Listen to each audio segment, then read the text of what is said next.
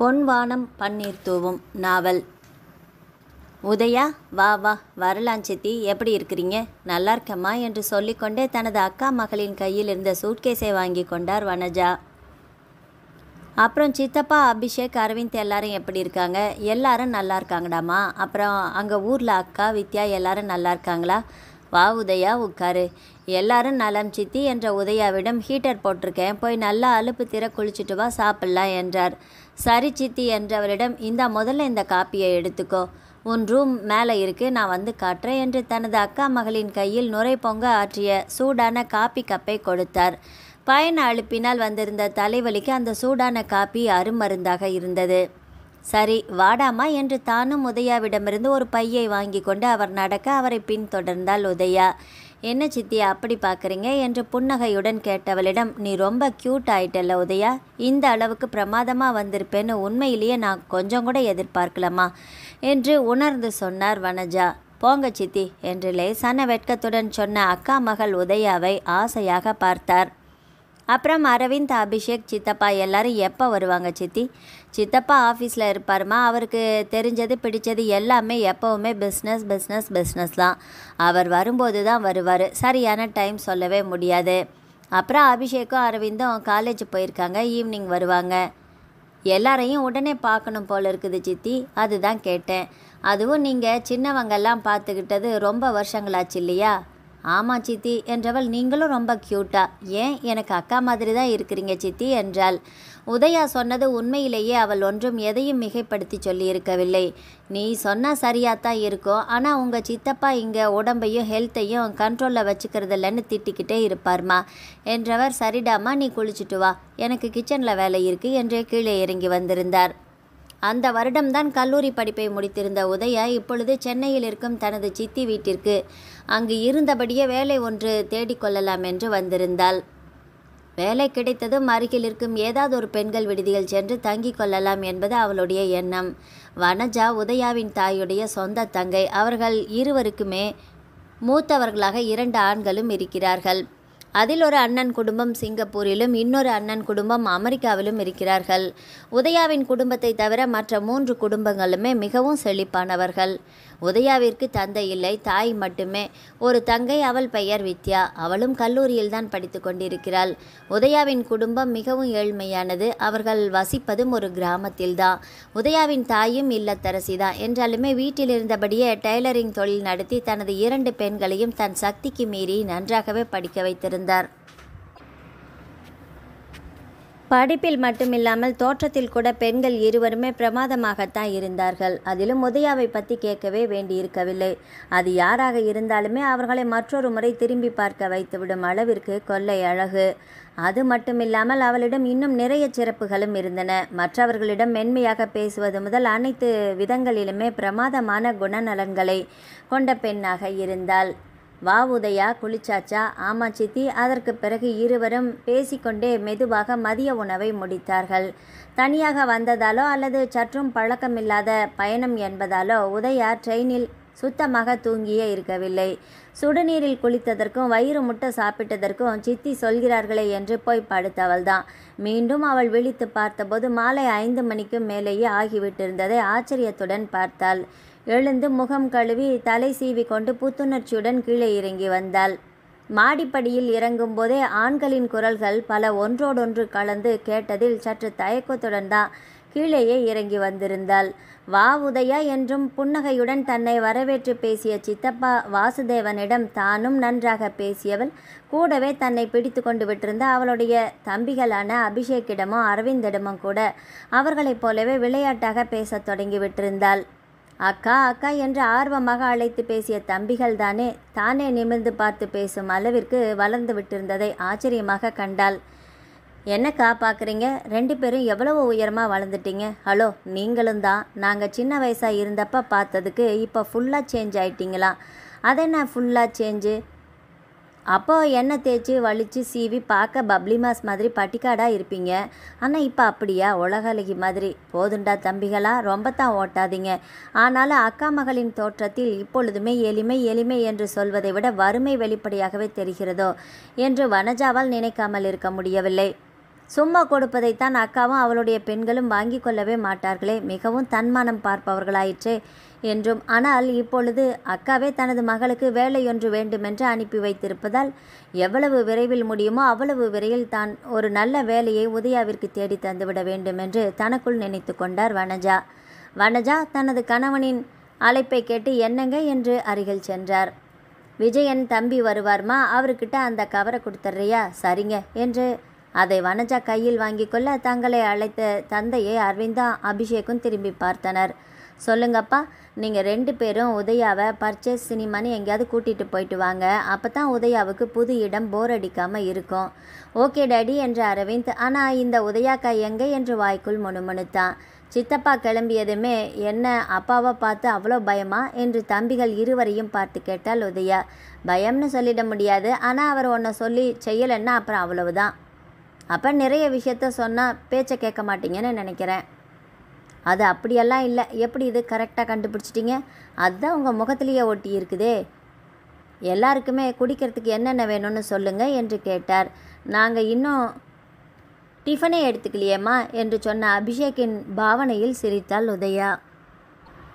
அட கொண்டு வரேண்டா என்று வனஜா நகர, பின்ன உங்களுக்காக ஸ்பெஷலாக ஏதோ செஞ்சுருப்பாங்க போல இருக்குது, விட முடியுமா என்ற உதயாவை பார்த்து சொன்னான் அபிஷேக். நீ எப்பவும் திங்கிறதுலையே இருடா என்று அரவிந்திடம் சொல்லி பின்ன என்றான். சில வினாடிகளில் டிஃபன் பிளேட்டுகளுடன் ஹாலுக்கு வந்திருந்த தாயிடம் விஜயண்ணா வருவாராமா என்று கேட்டான் அரவிந்த். அப்படின்னு தான் உங்கள் அப்பா சொல்லிட்டு போகிறார்ப்பா. ஆனால் நைட்டு 9 மணி இல்லாமல் விஜயன் எப்போ வீட்டுக்கு வந்திருக்கிறாரு அதுதானே என்று அபிஷேக் சொல்ல, விஜயன் அண்ணா வந்தால் அவர்கிட்ட நான் பர்ச்சேஸ் பண்ணிட்டு வந்த கதையெல்லாம் காட்டணும் என்றான் அரவிந்த். பாவம்ப்பா, அவருக்கு ஏற்கனவே எத்தனையோ டென்ஷன், நடுவில் நீங்கள் வேற டிஸ்டர்ப் பண்ணாதீங்க. நீங்கள் தான் இப்படி சொல்கிறீங்கம்மா, ஆனால் அண்ணா வந்தால் எங்கள் கூட ஒரு 1/4 மணி நேரமாவது உட்காந்து பேசாமல் போகவே மாட்டாராக்கும் என்று அரவிந்தன் சொல்ல, வந்தால் அப்படித்தான், ஆனால் முதல்ல வருவாரான்னு பார்க்கலாம் என்றான் அபிஷேக். அப்புறம் இன்னைக்கு எங்கேயாவது வெளியில் போகலாமா உதயாக்கா? நாளைக்கு வேணும்னா போகலாமா அரவிந்த் என்று கேட்டவளிடம், உங்களுக்கு எப்போ வெளியில் போகலாம்னு தோணுச்சுனாலும் சொல்லுங்கள், நாங்கள் 2 பேரும் தயார் என்றான் அபிஷேக். அதே நேரம் ஹலோ எல்லாரும் எப்படி இருக்கீங்க என்ற குரலில் அனைவருமே ஒரு சேர திரும்ப பந்தாவாக உள்ளே வந்தால் அந்த பெண். அல்லது தனக்குத்தான் அப்படி தோன்றுகிறதோ என்றிருந்தது உதயாவுக்கு. அனைவரும் பேசிக்கொள்வதிலிருந்து அவளுடைய பெயர் மாயா என்பது தெரிந்தது. அந்த மாயா பார்ப்பதற்கு மிகவும் அழகாக இருந்தாள். ஆனாலும் எதுவோ ஒட்டாத மாதிரி இருக்கிறது என்று நினைக்க தோன்றியது. உதயாக்கா, இவங்க மாயா என்று அபிஷேக் அந்த பெண்ணை தனக்கு அறிமுகப்படுத்த, அப்படியா என்று அவளை பார்த்து ஒரு புன்னகையை உதிர்த்தாள் உதயா. ஆனால் அதை அந்த மாயா கண்டு கொண்டார் போலவே தெரியவில்லை. அந்த மாயாவின் குணமே அப்படித்தானோ என்னவோ, அதையும் யாரும் பெரிதாக எடுத்து கொண்டிருக்கவில்லை. அதுபோல தன்னையும் அந்த மாயாவிற்கு அறிமுகப்படுத்த அபிஷேக் வாயை திறப்பதற்குள்ளேயே, டேய் நீங்கள் 2 பேரும் உங்கள் மனசில் என்னடா நினச்சிட்டு இருக்கிறீங்க என்று கோபத்துடன் தனது தம்பிகள் இருவரையும் பார்த்து மாயா தானும் என்னவென்பதைப் போல பார்த்தாள் உயா. என்ன மாயாக்கா, போன சண்டே வெளியே எங்கேயாவது போகலாம்னு சொன்னீங்க, ஆனால் கூப்பிடவே இல்லை. அதனால் என்ன மாயாக்கா, எங்கள் உதயாக்காவும் வந்திருக்காங்கல்ல, இந்த வாரம் நிச்சயம் போகலாம். என்னது இவளுடனா என்று தனக்குள் நினைத்து கொண்ட மாயா திரும்பி உதயாவை பார்த்தாள். இது என்ன பட்டிக்காட்டு கோலம், அழகு இருக்கிறது தான், என்றாலுமே அதை துளியும் வெளிப்படுத்த தெரியவில்லை என்று ஏளனமாக பார்த்தாள். ஒருவேளை ஊருக்கு தகுந்தாற் போல இவள் தன்னை அழகுபடுத்தி கொள்ள தொடங்கிவிட்டாள். இவளா நினைத்து கொண்டவளுக்கு இருந்திருந்து நாம் இவளுடன் செல்வதா என்றிருந்தது. என்ன மாயாக்கா அப்படியே திகைச்சு போய் நின்னுட்டீங்க? நான் ஏன் திகை, அதை சொல்லக்கூட முடிந்திருக்கவில்லை. தனது மொபைலுக்கு வந்திருந்த அந்த அழைப்பை அந்த வினாடியே அட்டன் செய்து காதில் வைத்தாள். சில வினாடிகள் ஃபோனை வைத்துவிட்டு நிமிர்ந்தவள், இன்னும் கொஞ்ச நேரத்தில் விஜயன் இங்கே வர்றேன்னு சொன்னார் என்று பெருமை பொங்க சொன்னாள். அது எங்களுக்கு எப்போவோ தெரியுமே, எங்கள் டேடி சொல்லிட்டு தானே போனார். ஓ ஆமாம், என்ன 2 பேரும் வெளியே கிளம்ப தயாராக இருப்பீங்க போல தெரியுதே என்று மாயா கேட்டுக்கொண்டிருக்கும் போதே டிஃபன் கொண்டு வந்து கொடுத்து அவளை எடுத்துக்கொள்ள சொல்லி உபசரித்தார் வனஜா. அப்படியா தெரியுது, விஜயண்ணா மட்டும் இப்போ வீட்டுக்கு வரலன்னா சினிமாவுக்கு கூட கிளம்பலாம் இல்லையாக்கா என்று தன்னை பார்த்து கேட்ட அபிஷேக்கிடம் இன்னைக்கு எங்கேயும் வேண்டாமே என்றாள் உதயா. மற்ற நாட்களில் எல்லாம் அக்கா அக்கா என்று தான் சொல்வதையெல்லாம் கேட்டுக்கொண்டு தன்னை பிடித்து கொள்ளும் பையன்களுக்கு இன்றைக்கு தான் வந்ததே பிடிக்கவில்லை போலிருக்கிறது என்று தோன்றியது மாயாவுக்கு. அதிலும் தான் ஒருத்தி இங்கிருப்பதையே சற்றும் கண்டு கொள்ளாமல் சினிமாவுக்கு போகலாமா என்று அந்த பெண்ணிடம் மட்டுமே கேட்கிறானே இந்த அபிஷேக் என்றிருந்தது. பிறகு அவள் தன்னை எப்படி மதிப்பாள்? அதிலும் எப்பொழுதும் நன்றாக பேசும் ஆன்ட்டி கூட இன்றைக்கு கண்டும் காணாதது போலத்தானே நடந்து கொள்கிறார். அந்த உதயாவுடன் அபிஷேக்கும் அரவிந்தும் எதையோ மும்மரமாக பேசி சிரித்து கொண்டிருப்பது தெரிய வயிறு எரிந்தது மாயாவுக்கு. அந்த கோபம் முழுவதையுமே அப்படி வார்த்தைகளாக உதயாவின் மேல் காட்டினாள். என்ன மாயாக்கா என்று கேட்ட அரவிந்திடம், இல்லை, உங்கள் உதயாக்கா பார்க்கவே புவராக ரொம்பவும் கஷ்டப்பட்ட குடும்பத்திலேருந்து வந்த மாதிரி தெரிகிறாங்களே, அப்படியா? மாயா கேட்டு கூட முடிக்கவில்லை. அதுக்காக எல்லாருமே உங்களை மாதிரியே இருந்துட முடியுமா என்று பட்டண்டு கேட்டிருந்தான் அபிஷேக். ஏன், எனக்கு என்ன, எங்ககிட்டையும் இருக்குன்னு காட்டிக்கிற மாதிரி வீட்டில் இருக்கிற சென்ட்டு பவுடர் எல்லாத்தையுமே எடுத்து பூசி. டேய் போதுண்டா அபிஷேக், சும்மா நீங்கள் மற்றவங்கள சொல்கிற மாதிரி தானே நானும் ஒரு பேச்சுக்கு சொல்கிறேன் மாயாக்கா, அதுக்கே இவ்வளோ கோபப்படுறீங்க? அதுக்காக என்ன வேணும்னாலும் சொல்லிடுவியாக்கும். பாவம், தனக்காகத்தானே தம்பிகள் இருவரும் பேசி கொண்டிருக்கிறார்கள் என்று தோன்ற நான் உங்களை பார்த்தே இன்னும் 10 நிமிஷம் கூட முழுசாக முடியல. அப்படி இருக்கும்போது எங்கூட பேசாமல் ஏதேதோ பேசிகிட்டு இருக்கீங்களே என்று அபிஷேக்கையும் அரவிந்தையும் பார்த்தாள் உதயா. அப்படி சொன்ன உதயாவை கோபத்தை தனக்குள் மறைத்து கொண்டு திரும்பி பார்த்தாள் மாயா. பார்க்கத்தான் பட்டிக்காடு, ஆனால் மிகவும் வினயமானவளாக இருப்பாள் போல் இருக்கிறதே. ஆனால் அந்த பருப்பெல்லாம் தன்னிடம் வேகுமா? அதுவும் என்ன திமிர் இருந்தால் அபிஷேக்கையும் அரவிந்தையும் தன்னுடன் பேச வேண்டும் என்று சொல்லுவாள். பார்த்து கொள்கிறேன். என்ன முயன்றும் மாயாவால் கோபத்தை கட்டுப்படுத்தி கொள்ளவே முடியாமல் போனது. இருந்திருந்து தன்னிடமா இவள் மோத வேண்டும் என்று எரிச்சலுடன் நினைக்க தோன்றியது. சரி, நாங்கள் போய் ட்ரெஸ் சேஞ்ச் பண்ணிட்டு வந்துடுறோம், பேசிகிட்டு இருங்க என்று அபிஷேக் அரவிந்த் இருவரும் அந்த இடத்தை விட்டு நகர உதயா மாயா 2 பேருமே டிஃபன் எடுத்துக்கோங்க என்று மீண்டும் ஒரு முறை உபசரித்துவிட்டு தானும் அங்கிருந்து நகர்ந்தார் வனஜா. மாயா வந்ததற்கு பிறகு உதயாவால் ஏனோ அங்கு இயல்பாகவே இருக்க முடியவில்லை. புது இடம் போல தோன்றத் தொடங்கியது. அவள், அதாவது அந்த மாயா எதையோ சொல்லி கொண்டு போகட்டும், எனக்காக பார்த்து கொண்டு நீங்கள் எதையும் சொல்ல வேண்டாம் என்னும் பொருளில்தான் உதயா தனது தம்பிகளிடம் அப்படி சொன்னது. ஆனால் அதை அந்த மாயா வேறு மாதிரி புரிந்து கொண்டாள் என்பதும் உதயாவிற்கு புரியவே செய்தது. கடவுளே, இருந்திருந்து இவளிடம்தான் என்ன பேசுவோம் என்று உதயா தனக்குள் நினைத்து கொண்டிருக்கும் போதே, உன்னோட அப்பாவிரு தனமான வேஷத்தையெல்லாம் பார்த்து மயங்குறவங்க இங்கே யாரும் இல்லை, தெரிஞ்சுக்கோ என்றாள் மாயா. என்னது வேஷமா? என்ன இவள் தான் பாட்டுக்கு ஏதேதோ உளறிக்கொண்டே போகிறாளே. உங்களை மாதிரி என்னையும் நினச்சிட்டிங்களா? ஹலோ, நான் எந்த மாதிரின்னு தெரியுமா உனக்கு? என்னவோ உனக்கு தான் எல்லாம் தெரியுங்கிற மாதிரியில் பேசிகிட்ருக்கிற. என்ன இவள் தான் கேட்க வேண்டிய கேள்வியை இவள் கேட்கிறாளே என்று உதயாவால் நினைக்காமல் இருக்க முடியவில்லை. இப்படி கூட மனிதர்கள் இருக்கிறார்களா என்று ஆச்சரியமாக இருந்தது. என்ன பேசு. பேசுவதா? இவளிடமா? பேசுவதற்கு என்ன இருக்கிறதா? அதிலும் முதன்முறையாக பார்ப்பவர்களை ஒருமையில் அழைத்து பேசுவது அநாகரிகம் என்பது கூட தெரியாதவளிடம் தான் என்ன அந்த அளவிற்கா இவளுக்கு தெரிகிறோம்? ஏனோ அதற்கு மேல் அவளிடம் பேசவே பிடிக்காமல் போய்விட்டது உதயாவுக்கு. ஆனால் அதற்கு அவள் விட்டாள் அல்லவா? என்ன, கிராமத்திலேயே இருந்திருந்து இங்கே சிட்டியில் யார்கிட்ட எப்படி நடந்துக்கிறதுன்னெல்லாம் தெரியாமல் ரொம்ப பயமாக இருக்குதில்ல? மாயா அப்படி கேட்க இப்பொழுது என்ன முயன்றும் உதயாவால் சிரிப்பை கட்டுப்படுத்தி கொள்ளவே முடியவில்லை. வாய் விட்டு நன்றாகவே சிரிக்க தொடங்கிவிட்டாள். ஒருவேளை தனக்கு எதிரே இருக்கும் இந்த மாயாவிற்கு புத்தி ஏதாவது பிசகி இருக்குமோ? எது எப்படியோ மாயாவிற்கு தன்னை பிடிக்கவில்லை என்பது மட்டும் தெளிவாக புரிந்தது. என்னதான் தன்னுடைய அழகில் உதயாவிற்கு எப்பொழுதுமே கர்வம் இருந்ததில்லை என்றாலுமே முன்னே இருப்பவர்களுக்கு தன்னுடைய அழகை பார்த்து பொறாமை வந்து விட்டிருந்தது தெரிந்ததில் மனதிற்குள் கொஞ்சம் பெருமையாக கூட உணர்ந்தாள். எங்களை பார்த்தே இப்படி பயந்து போய் உட்கார்ந்துருக்க, இன்னும் எங்கள் விஜயனை பார்த்தா அவ்வளவுதான் என்ற மாயாவை எரிச்சலை மறைக்க கூட முடியாமல் பார்த்தாள் உதயா. சந்தேகமே இல்லை, இவளுக்கு மூளை தான் குழம்பி போயிருக்கிறது. என்ன, நினச்சி பார்க்கவே பயமாக இருக்குதா இல்லையா என்று மாயாவை இப்பொழுது ஏளனமாகவே பார்த்தாள். நீ என்ன பைத்தியமா என்ற கோபமும் எரிச்சலும் ஒரு சேர தோன்ற கேட்டாள். இவளுடைய விஜயன் என்ன பெரிய கொக்கா என்று நினைத்தவள் இன்னொரு முறை இவள் தன்னிடம் இந்த பேச்சை எடுக்காத அளவிற்கு முகத்தில் அடித்தாற் போல பதில் கொடுக்க வேண்டும். அந்த விஜயனா ராஜனா ஏதோ பேர் சொன்னியே, அவர் உனக்கு வேணும்னா நல்லவரா வல்லவரா பெரியவரா, ஏன் இன்னும் எப்படி வேண்டுமானாலும் இருக்கலாம். அதுக்காக எல்லாருக்குமே அப்படித்தான் ஆயிடுமா? ஒரு விஜயன் அல்ல, இன்னும் 1000 விஜயன்கள் வந்து நின்றாலும் கூட என் மனம் கலையாது. என் கால் தூசுக்கு சமம் என்று சிறிதும் எரிச்சலை கட்டுப்படுத்தி கொள்ள முடியாமல் பதிலடி கொடுத்து விட்டிருந்தாள் உதயா. அதே நேரம் ஹாலுக்குள்ளேயே யாரோ வந்திருக்க, சை என்ன இந்த அளவுக்கு கீழே இறங்கி போய் வைத்து விட்டாலே என்று உதயாவிற்கு தான் ஒரு மாதிரியாகி இருந்தது. இந்த பட்டிக்காட்டு உதயா இந்த அளவுக்கு பேசுவாள் என்று மாயாவுமே எதிர்பார்க்கவில்லை என்பது திகைத்து போய் அவள் அமர்ந்து விட்டிருந்த நிலையிலிருந்து தெரிந்தது. சபாஸ் என்ற அந்த கன கச்சிதமான குரலில் மாயா அவசரமாக திரும்ப உதயாவும் அந்த குரலில்தான் நடப்புக்கு வந்திருந்தாள். விஜய் வாங்க வாங்க என்று மாயா உடனே இருக்கையிலிருந்து எழுந்திருக்க, ஓ இவன்தான் அந்த விஜயனாக்கும் என்று ஏளனமாக நினைத்தாள் உதயா. அதே நேரம் அந்த விஜயனுடைய பார்வையும் உதயாவின் முகத்தில்தான் நிலைத்திருந்தது சுவாரஸ்யமாக. அதை கண்ட மாயாவிற்கு, கடவுளே சும்மா இருந்த இருவரையும் நாமே பார்த்து கொள்ள வைத்து விட்டோமோ என்றிருந்தது. ஆனால் அந்த விஜயன் என்னும் விஜயமோகனோ அதற்கு ஒரு படி மேலேயே போய், ஹலோ உதயா, பயணமெல்லாம் எப்படி இருந்தது? அப்புறம் என் பேர் விஜயமோகன், அபிஷேகம் அரவிந்தும் சொல்லி சொல்லி உன் வரவை நானும் கூட ரொம்ப ஆவலாக எதிர்பார்த்துட்டு இருந்தேன். பரவாயில்ல, அவங்க கொஞ்சம் கூட எதையுமே மிகைப்படுத்தி சொல்லலை என்று மேலும் மாயாவின் வயிற்றில் புளியை கரைத்தான். அவன் பேசியதையெல்லாம் கேட்ட உதயாவிற்கு தான் பதிலுக்கு என்ன பேசுவதென்று புரியாமல் போனது.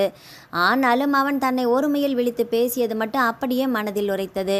இன்னும் அந்த மாயாவை போலவே தானோ இவனோ? இது சரிதான், அனைத்துமே ஒரே குட்டையில் ஊறிய மட்டைகள் தானோ? என்ன நானும் அவங்க சொன்ன மாதிரி தான் இருக்கேனா? இல்லை பசங்க நம்ம மேலே இருக்கிற பிரியத்தில் இல்லாதது எல்லாமே சொல்லிட்டாங்களா? என்ன இவன் விட்டால் இவனுமே அந்த மாயா போலவே பேசிக்கொண்டே போவான் போல. ஹலோ மிஸ்டர், உங்களுக்கு என்ன மனதுக்குள்ளே ஹீரோன்னு நினைப்பா? விட்டால் பேசிகிட்டே போவீங்க போல இருக்குது. அவசரமாக உதயாவிற்கு பதில் சொல்ல போன மாயாவை தடுத்து விட்டிருந்தா விஜயமோகன். அடடா, இன்னும் கொஞ்சம் கூட கோபம் குறையல போல் இருக்குது. ஆனால் கோபப்படும்போது கூட நீ ரொம்ப அழகாத்தான் இருக்கிற என்று புன்னகையுடன் சொன்னவனை ஏளனமாக பார்த்தாள் உதயா. என்ன முயன்றும் உதயாவால் இப்பொழுது கோபத்தை கட்டுப்படுத்தி கொள்ளவே முடியாமல் போனது. சே, ரொம்ப கெட்ட ஜென்மங்கள் என்று முணுமுணுத்தாள். போதும், இதுதான் உங்கள் லிமிட் என்று எச்சரிக்கும் பாவனையில் சொல்லிவிட்டு அதற்கு மேல் தொடர்ந்து அங்கு இருக்க பிடிக்காமல் தன்னுடைய அறைக்கே வந்து விட்டிருந்தாள். அதே புன்னகையுடன் திரும்பிய விஜயமோகன் குற்றம் சொல்லும் பாவனையுடன் தன்னை பார்த்து கொண்டிருந்த மாயாவின் பார்வையை சந்தித்தான். சும்மா நலம் விசாரித்ததுக்கே இவ்வளவு கோபம்னா அப்படி என்னத்தை பேசி என்னை பற்றி என்னதான் சொல்லியிருப்ப? அசுவாரஸ்யம் போல கேட்டான். நான் ஒன்றும் சொல்லலையே என்று தன்னை பார்த்த விஜயமோகனின் பார்வை, ஏன் பொய் சொல்கிறாய் என்று கேட்பது போல இருந்தது மாயாவுக்கு. இன்னும் தூண்டி துருவி கேட்பானோ என்ற மனதிற்குள் பயமாகவும், அனைத்திற்கும் மேலாக இம்மெனுமின் கோபப்பட்டு கடுமையாக பேசிவிடுபவள் இன்று ஏன் வழக்கத்திற்கு மாறாக நடந்து கொள்கிறாள் என்று ஆச்சரியமாகவும். அதே வினாடி விஜயமோகனும் தனக்குள் அதைத்தான், அதாவது உதயாவை பற்றி தான் நினைத்து கொண்டிருந்தான். ஒரு விஜயன் என்ன, 1000 விஜயன் வந்தாலுமே அவள் மனம் கலையாதென்றாலே அது மட்டுமா? தான் அவளுடைய கால் தூசுக்கு சமம் என்று கூட. ஆனால் இந்த மாயா என்னதான் சொல்லி அதற்கு அவள் அப்படி பதிலை சொல்லி இருப்பாள்? முதலில் இவள் ஏன் உதயாவிடம் தன்னை இழுத்து பேச வேண்டும்? சொல்கிற மாதிரி யாரோ ஒரு விஜயமோகனை பற்றி அவளுக்கு தான் என்ன வந்தது? எது எப்படியோ உதயா சுவாரஸ்யமான பெண் என்று தனக்குள் நினைத்து சிரித்து கொண்டான் விஜயமோகன். வாங்க விஜயன். விஜயமோகனை வரவேற்று கொண்டே ஹாலுக்கு வந்திருந்தார் வனஜா. வரலாம் ஆண்டி, அப்புறம் கிச்சனில் ரொம்ப பிஸியாக இருக்கீங்க போல இருக்குது. அது சரிதான், டிஃபன் எடுத்துக்கோங்க. அடடா, கையோடையே கொண்டு வந்துட்டீங்களா என்றவன் எழுந்து சென்று கைகளை கழுவி கொண்டு வந்தான். வாசனையே கம கமன்னு வருது. நெல்லுக்கு இறைக்கிற நீர் புல்லுக்கும் பாயிற மாதிரி உதயாவுக்கு செஞ்ச ஸ்பெஷல் டிஃபன் எங்களுக்குமா என்று அமர்ந்து டிஃபன் பிளேட்டை கையில் எடுத்தான் விஜயமோகன். ஒரு விதத்தில் அப்படித்தான் என்று சிரித்த வனஜா, எங்கள் உதயாவை காணோமே, இந்த நேரம் இங்கே தானே இருந்தா? அது சரிதான், இவ்வளவு நேரமே இங்கே இருந்துட்டு இப்போ தான் உள்ளே போன மாதிரி இருந்தது என்று விஜயமோகன் சொல்ல புன்னகையுடன் அப்படியா என்றார் வனஜா. மாயா, என்னம்மா நீ இன்னும் அப்படியே வச்சிட்ருக்கிற? நீயும் எடுத்துக்கோமா. ஆனால் இவ்வளோ நேரத்தில் சூடு கூட ஆறி போயிருக்கும். அச்சச்சோ, இதெல்லாம் எனக்கு வேண்டாம்டா சாமி, அப்புறம் உடம்பு ஊதிடுவேன் ஆண்டி என்று மாயா பயப்படுவது போல சொல்ல, உங்கள் கை பக்குவம் சூப்பர் ஆண்டி, அதை சாப்பிடவும் கொடுத்து வச்சிருக்கணுமே என்று ருசித்து சாப்பிட்டு கொண்டே சொன்னான் விஜயமோகன். கொடுத்து வைத்திருக்க வேண்டுமா? அப்புறம் உடம்பு கட்டுக்குள் இல்லாமல் பெருத்து போய்விடுமே என்று நினைத்து கொண்ட மாயாவால் அதை அப்படியே வெளியே சொல்ல முடியவில்லை. அப்படி பார்த்தால் விஜயமோகன் தன்னுடைய உடலை கன கச்சிதமாக பிரமாதமாகத்தானே வைத்திருக்கிறான். ஒரு பிடி சதைப்பற்று கூட எங்கேயும் அதிகமாக இல்லாமல் 6 அடி உயரத்தில் கம்பீரமாகத்தானே இருக்கிறான். எங்க ஆண்டி அபிஷேக்கும் அரவிந்தும்? மேலே இருந்தாங்க விஜயன். உங்களுக்காகத்தான் 2 பேருமே இவ்வளோ நேரம் எதிர்பார்த்து காத்துட்டு இருந்தாங்க. இப்போ வந்துடுவாங்க.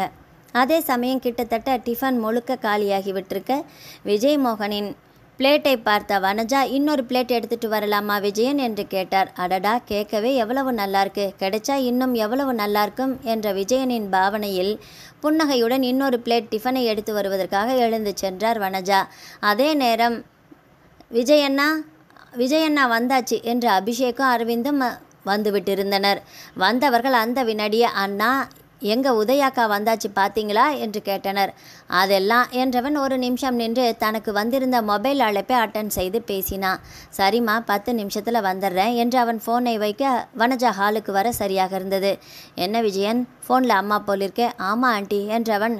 மதியம் அப்பா நீங்கள் லஞ்சு சாப்பிட்லையா என்று கேட்டார் வனஜா. அது சரிதான், வேலை மும்முரத்தில் நேரம் போனதே தெரியல. திடீர்னு நிமிர்ந்து பார்க்குறேன், மணி 4 ஆண்டி. சரிதான், ஆனாலும் இப்படி நேரத்துக்கு சாப்பிடாமல் இருக்கலாமா? தயக்கத்துடன் கேட்ட வனஜாவை புன்னகையுடன் பார்த்தான். அந்த அளவுக்கு என்னையே அறியாமல் இன்னைக்கு நான் வேலையில் மூழ்கி போயிருந்தேன் ஆண்டி. மற்றபடி வயிற்றுக்கு வஞ்சகம் பண்ணுறவனா நான் என்றான் விஜயமோகன். அபிஷேக், அரவிந்த், முதல்ல போய் டிஃபனை எடுத்துக்கோங்க. அதுக்கப்புறம் எங்களுக்கு இல்லாமல் பண்ணிட்டீங்களேன்னு நீங்கள் என்ன குத்தம் சொல்லக்கூடாது என்று 2வது முறையாக வந்த டிஃபன் பிளேட்டை கையில் எடுத்திருந்தான். நாங்கள் ஏதோ போனா போகுதுன்னு வச்ச மிச்சத்தை தான் விஜயண்ணா இப்போ நீங்கள் சாப்பிட்டுட்ருக்கிறீங்க. முதல்ல அதை நீங்கள் தெரிஞ்சுக்கோங்க என்று அபிஷேக் சொல்ல, அதுதான் நான் பார்த்தேன். ஏதோ தைரியத்தில் இன்னொரு பிளேட்டு வாங்கிட்டேன்ப்பா. அதே மாதிரி இப்போவும் ஹெல்ப் பண்ணினீங்கன்னா பரவாயில்லை என்றான் விஜயமோகன்.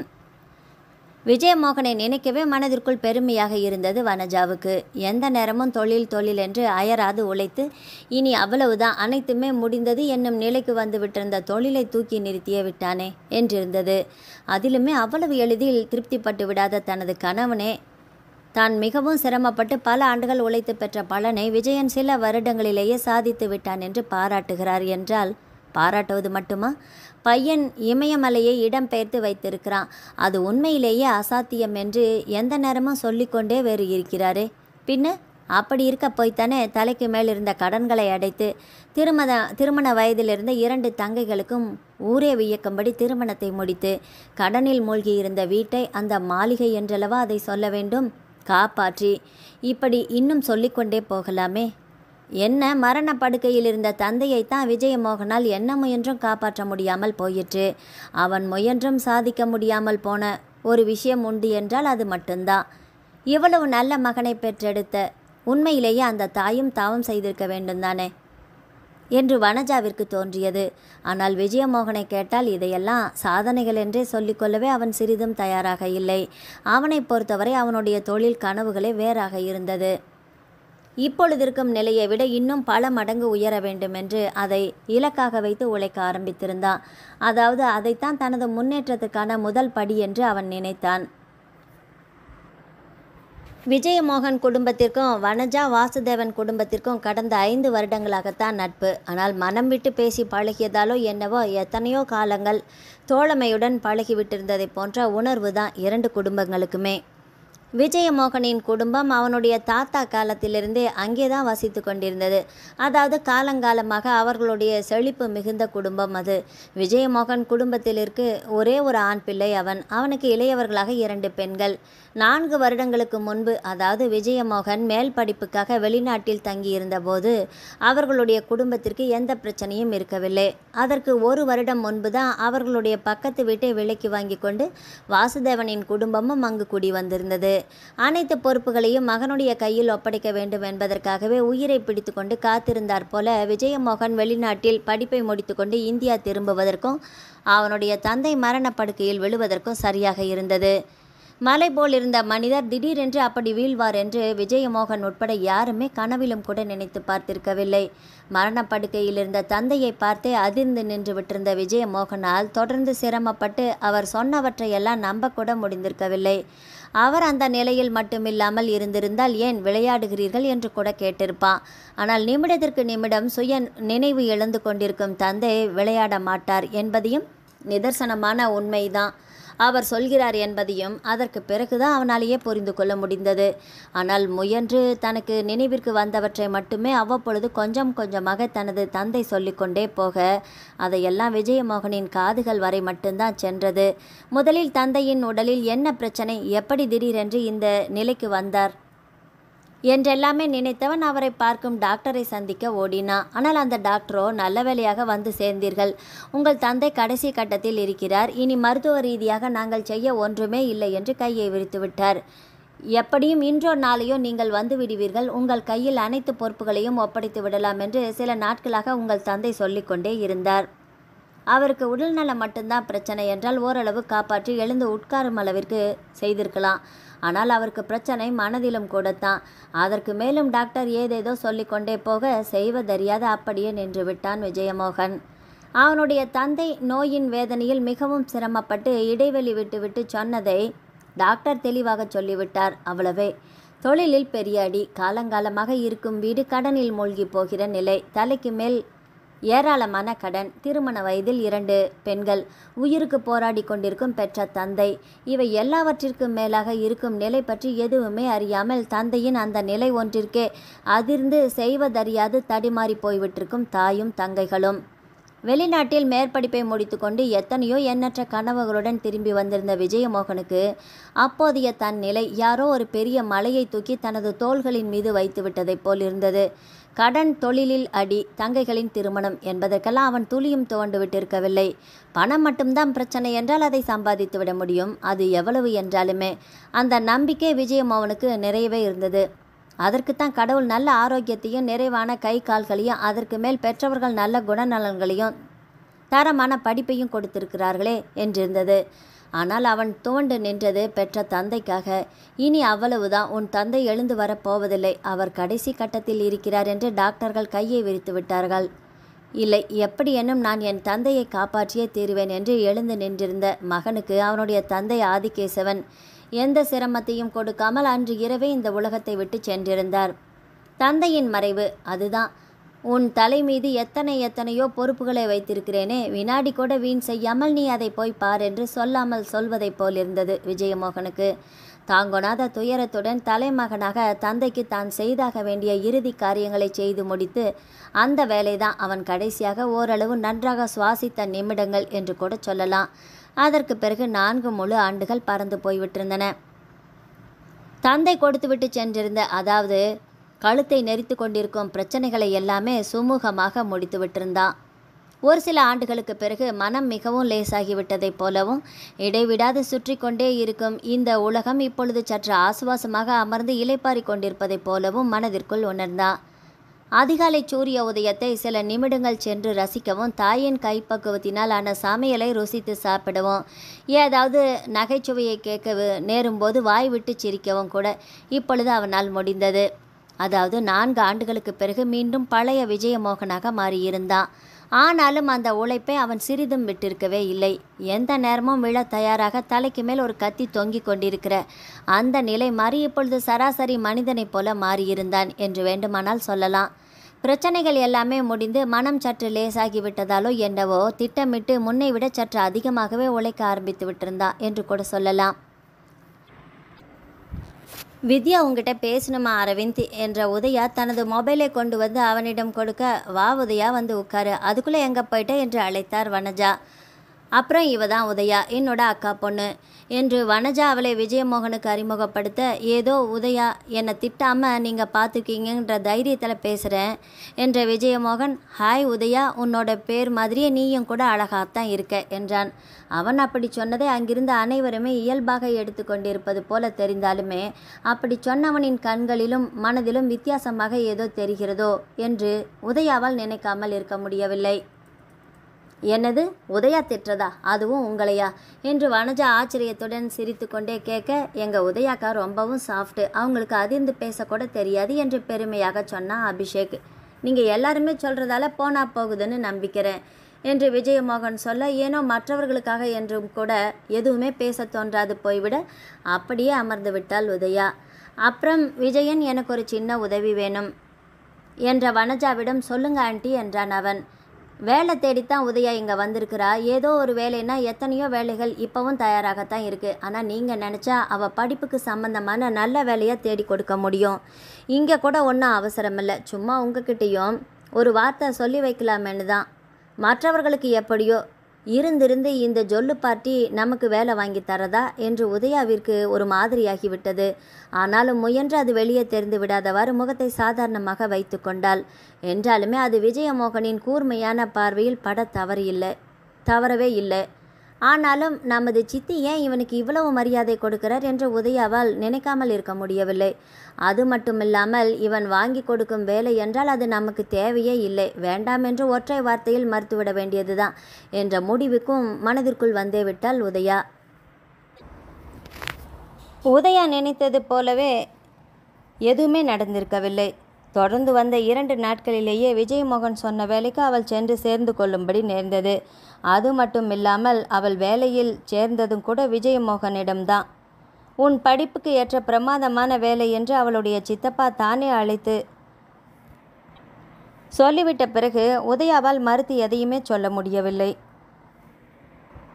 சரிதான், எவனாக இருந்தால் என்ன, செய்யும் வேலைக்கு உரிய ஊதியத்தை வாங்கி கொண்டு பேசாமல் போய்கொண்டே இருக்க வேண்டியது தானே என்று மனதை தேற்றிக்கொண்டாள் உதயா. அதோடு மட்டுமில்லாமல் முன்பின் தெரியாத எவனிடமோ சென்று வேலை செய்வதை விட தெரிந்த இவன் எவ்வளவோ மேலென்றோம். அப்படி மிகவும் மோசமானவனிடமெல்லாம் சித்தப்பாவும் ஒன்றும் தன்னை அனுப்பிவிட மாட்டார் என்றும் தன்னை தானே சமாதானப்படுத்தி கொண்டாள். உதயா படித்திருந்தது எலக்ட்ரானிக்ஸ் பிஇ. அவளுடைய படிப்புக்கு அந்த சென்னை சிட்டியில் நல்ல வேலைகள் இருக்கின்றன என்பது தெரிந்ததால் தான் அவள் வேலை தேடி அங்கே வந்தது. அப்படி வந்தவளுக்கு அவள் எதிர்பார்த்தது போலவே உடனே நல்ல வேலையும் கிடைத்து விட்டிருந்தது. என்றாலுமே அதற்காக அவளால் ஏனோ துளியும் சந்தோஷப்பட முடியவில்லை. ஏனென்றால் அவள் வேலை செய்ய நேர்ந்தது கூட விஜயமோகனின் நேரடி பார்வையில், அதாவது அவனுக்கு நேர்கீழே தான். திட்டமிட்டே இப்படி செய்து விட்டானோ என்று உதயா மனதிற்குள் அதிர்ந்து போயிருக்க, மற்றவர்களோ உதயா நீ மிகவும் அதிர்ஷ்டசாலி என்றார்கள். என்ன அதிர்ஷ்டமோ போ என்று மனதிற்குள் விரக்தியாக சிரித்து கொள்வதை தவிர அப்போதைக்கு அவளால் வேறு எதையுமே செய்ய முடியவில்லை. Good morning sir. Very good morning. வேலையில் மும்மரமாக இருப்பதைப் போல காட்டிக்கொண்ட விஜயமோகனை என்ன நடிப்பு என்று ஏளனமாக பார்த்தாள் உதயா. ஆனால் உண்மையிலேயே அவனுடைய கவனம் முழுவதும் வேலையில்தான் இருந்தது. சில வினாடிகளில் நிமிர்ந்தவன் ஓ வாங்க மேடம் என்றான். ஆஹா, நடிப்பு பிரமாதமாகத்தான் இருக்கிறது. ஆனால் அதை நம்பத்தான் இவள் ஏமாந்தவள் எவனையாவது பிடிக்க வேண்டுமென்று மனதிற்குள் எரிச்சலுடன் நினைத்தாள். முதல் நாள் வேலை. Anyway congrats. அடடா, மற்ற இடங்களிலேயே வலிபவன் இவனுடைய இடத்தில் இனி சொல்லவும் வேண்டுமா? பேசாமல் உன்னிடம் வேலை செய்ய எனக்கு விருப்பமில்லை என்று கூட சொல்லிவிட்டு போய்விடலாந்தா. ஆனால் சித்தப்பாவுக்கு என்ன பதில் சொல்வது? அவர் எதையும் அவ்வளவு எளிதில் விட்டு விடுபவர் கிடையாது. என்ன ஏதென்று தூண்டி துருவி கேட்பார். வேண்டாம், எங்கே என்றாலும் நம்ம வேலைக்கு சென்று தானே ஆக வேண்டிய கட்டாயம். அப்படி இருக்கும்போது இவனையே சமாளித்து கொண்டு போக வேண்டியது தான். என்ன மேடம் திகைத்து நின்னுட்டீங்க? இல்லையே நான் இல்லை, வாய் பேசுகிற அளவுக்கு ஸ்பீடு வேலையில் இருக்காதோ? முதல்ல வேலையை கொடுத்துட்டு அதுக்கப்புறமா கேள்வி கேட்டால் நல்லாயிருக்கும். குட். எனக்கும் வெட்டி நியாயம் பேசுறதில் விருப்பமில்லை என்றவன் தனக்கும் வேலை நடப்பது தான் முக்கியம் என்பதை போல மறைமுகமாக சொன்னான். அதற்கு பிறகு அவசியமற்ற பேச்சுகள் எதற்குமே அங்கே இடம் இருக்கவில்லை. அந்த ஒரு நாளிலேயே விஜயமோகனை பற்றிய ஓரளவு தெரிந்து கொண்டு விட்டாள் உதயா. சித்தப்பாவே இவனிடம் தன்னை வேலைக்கு அனுப்பிவிட்ட பிறகு இதை எப்படி நாம் எதிர்பார்க்காமல் போனோம் என்றிருந்தது. மிகவும் ஏழ்மையான சூழலில் வளர்ந்திருந்த உதயாவிற்கு வாழ்க்கையில் அனைவருமே ஆச்சரியப்படும் அளவிற்கு முன்னுக்கு வர வேண்டுமென்று வெறியாகவே இருந்தது.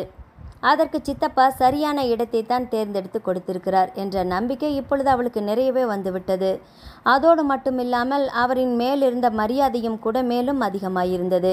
விஜயமோகனை பற்றிய சொல்ல வேண்டியதே இருக்கவில்லை. ஒரு நாளிலேயே ஒருவரின் மேல் நாம் வைத்திருக்கும் கருத்து அப்படியே தலைகீழாக மாற வாய்ப்பு இருக்கிறதா என்று அவளுக்கே ஆச்சரியமாக இருந்தது. உடனே மோசமான கருத்து வந்தும் கூட ஒரு சில நிமிடங்களில் தானே என்று தனக்குத்தானே சொல்லிக்கொண்டாள். 1 வாரம் சென்றிருந்தது. விஜயமோகனின் மேலிருந்த மரியாதை அந்த 1 வாரத்திலேயே மேலும் பல மடங்கு அதிகமாகியிருந்தது உதயாவுக்கு. அவனுடைய சிறு சிறு செயல்களில் கூட அவன் மேல் தனக்கிருக்கும் மதிப்பும் மரியாதையும் அதிகமாகி கொண்டே போவதை என்ன முயன்றும் உதயாவால் தடுக்க முடியவில்லை. அதிலும் அவன் சொல்லும் வேலைகளை செய்யும் ஒரு பெண் என்பதை தாண்டி அவனுடைய கவனம் தன்மேல் விழுந்திருக்காததில் அவளாலும் நிம்மதியாக வேலையில் கவனத்தை செலுத்தவும் வேலை நுணுக்கங்களை எளிதாக கற்றுக்கொள்ளவும் முடிந்தது. அதிலும் நிறைய கற்றுக்கொள்ள வேண்டும் என்று தனது ஆர்வத்திற்கு மதிப்பளித்து விஜயமோகனும் முக்கியமானவற்றை அவ்வப்பொழுது விலக்கி சொன்னதில் வேலையை மீறி ஈடுபாடும் சுவாரஸ்யமும் உதயாவிற்கு மேலும் மேலும் அதிகமாகி கொண்டே போனது. அனைத்திற்கும் மேலாக விஜயமோகனின் நிறுவனம் அவ்வளவு பெரிதாக இருக்கும் என்றும் அவனுடைய மெச்சும் பார்வை ஒன்றிற்கே அவன் தன் கண்ணரசவில் சொல்லும் வேலைகளை கூட சிரமேற்கொண்டு செய்ய முடிக்க தயாராக பல 100 பேர் சந்தோஷமாக காத்து கொண்டிருப்பார்கள் என்றும் உதயா சிறிதும் எதிர்பார்க்கவில்லை. அவனுடைய நிர்வாக திறமையும் அத்தகையது. அதிலும் உதயா கற்றறிந்த கல்வி தொடர்பாகவே அவளுடைய வேலையும் அமைந்துவிட்டதில் அவள் மேலும் மேலும் தனது கல்வி தகுதிகளையும் திறமைகளையும் வளர்த்து கொள்வதற்கு அந்த வேலை ஒரு நல்ல வாய்ப்பாக அமைந்துவிட்டது என்று கூட சொல்லலாம். விஜயமோகனுடைய ட்ரெட்மில், சைக்கிள் என்று இன்னும் பல வகையான உடற்பயிற்சி சாதனங்களை உற்பத்தி செய்யும் ஒரு முன்னணி நிறுவனம். சந்தையில் அவர்களுடைய முன்னணி சாதனங்களுக்காக விலையிலும் அனைவருமே வாங்கக்கூடிய அளவிற்கு கட்டுப்படியாகக்கூடிய விலையிலும் அவர்களுடைய தயாரிப்புகள் அனைத்துமே இருந்தன. அதிலும் விஜயமோகன் தனது சாதனங்களின் உற்பத்தியை நாளுக்கு நாள் நவீனமயமாக்கி கொண்டே சென்றான். அதே சமயம் உடல் நலத்தின் மீதும் உடற்பயிற்சியின் மீதும் மக்களுக்கு இருக்கும் ஈடுபாடும் முக்கியத்துவமும் அதிகமாக்கி கொண்டே வந்ததும் கூட அவனது தொழிலை மேலும் மேலும் சிறப்பாக்கி கொண்டு செல்வதற்கு மிகவும் உறுதுணையாக அமைந்தது என்று சொல்லலாம். தயக்கத்துடன் தனக்கு முன்னால் வந்து நின்ற உதயாவை நிமிர்ந்து என்ன என்பதைப் போல பார்த்தான் விஜயமோகன். எனக்கு ஒரு சின்ன உதவி வேணும். தயக்கத்துடன் மெல்லிய குரலில் கேட்டவளை சொல்லு என்பதைப் போல பார்த்தான். இல்லை, பரவாயில்லை. என்ன? இல்லை, ஒன்றுமில்லை. எதையோ கேட்க வந்துட்டு அதுக்கப்புறமா எதுக்கு இவ்வளவு தயக்கம்? எதுவாக இருந்தாலும் கேளு. எனக்கு ஒரு 10,000 பணம் வேணும் என்று பெரிய மனப்போராட்டத்திற்கு இடையே ஒரு வழியாக கேட்டே விட்டாள் உதயா.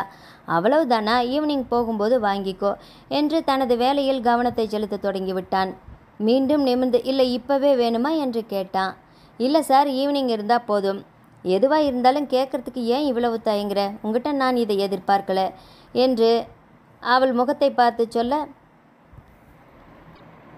அவன் முகத்தில் என்ன இருந்தது? ஏளனமா?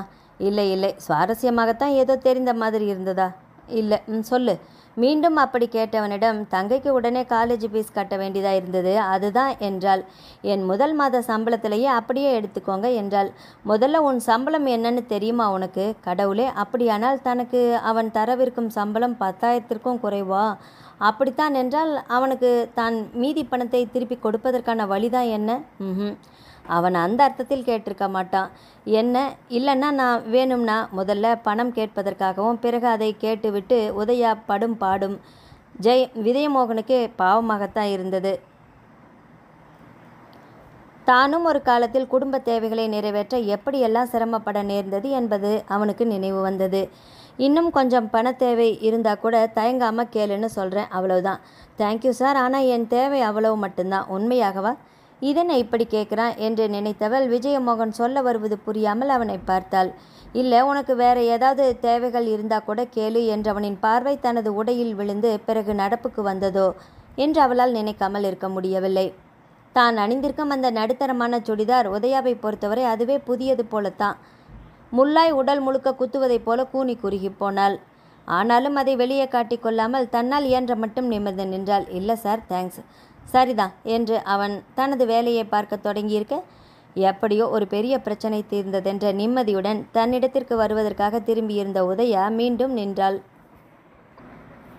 அதை உணர்ந்து நிமிர்ந்திருந்த விஜயமோகன் என்னவென்பதைப் போல உதயாவை பார்த்தான்.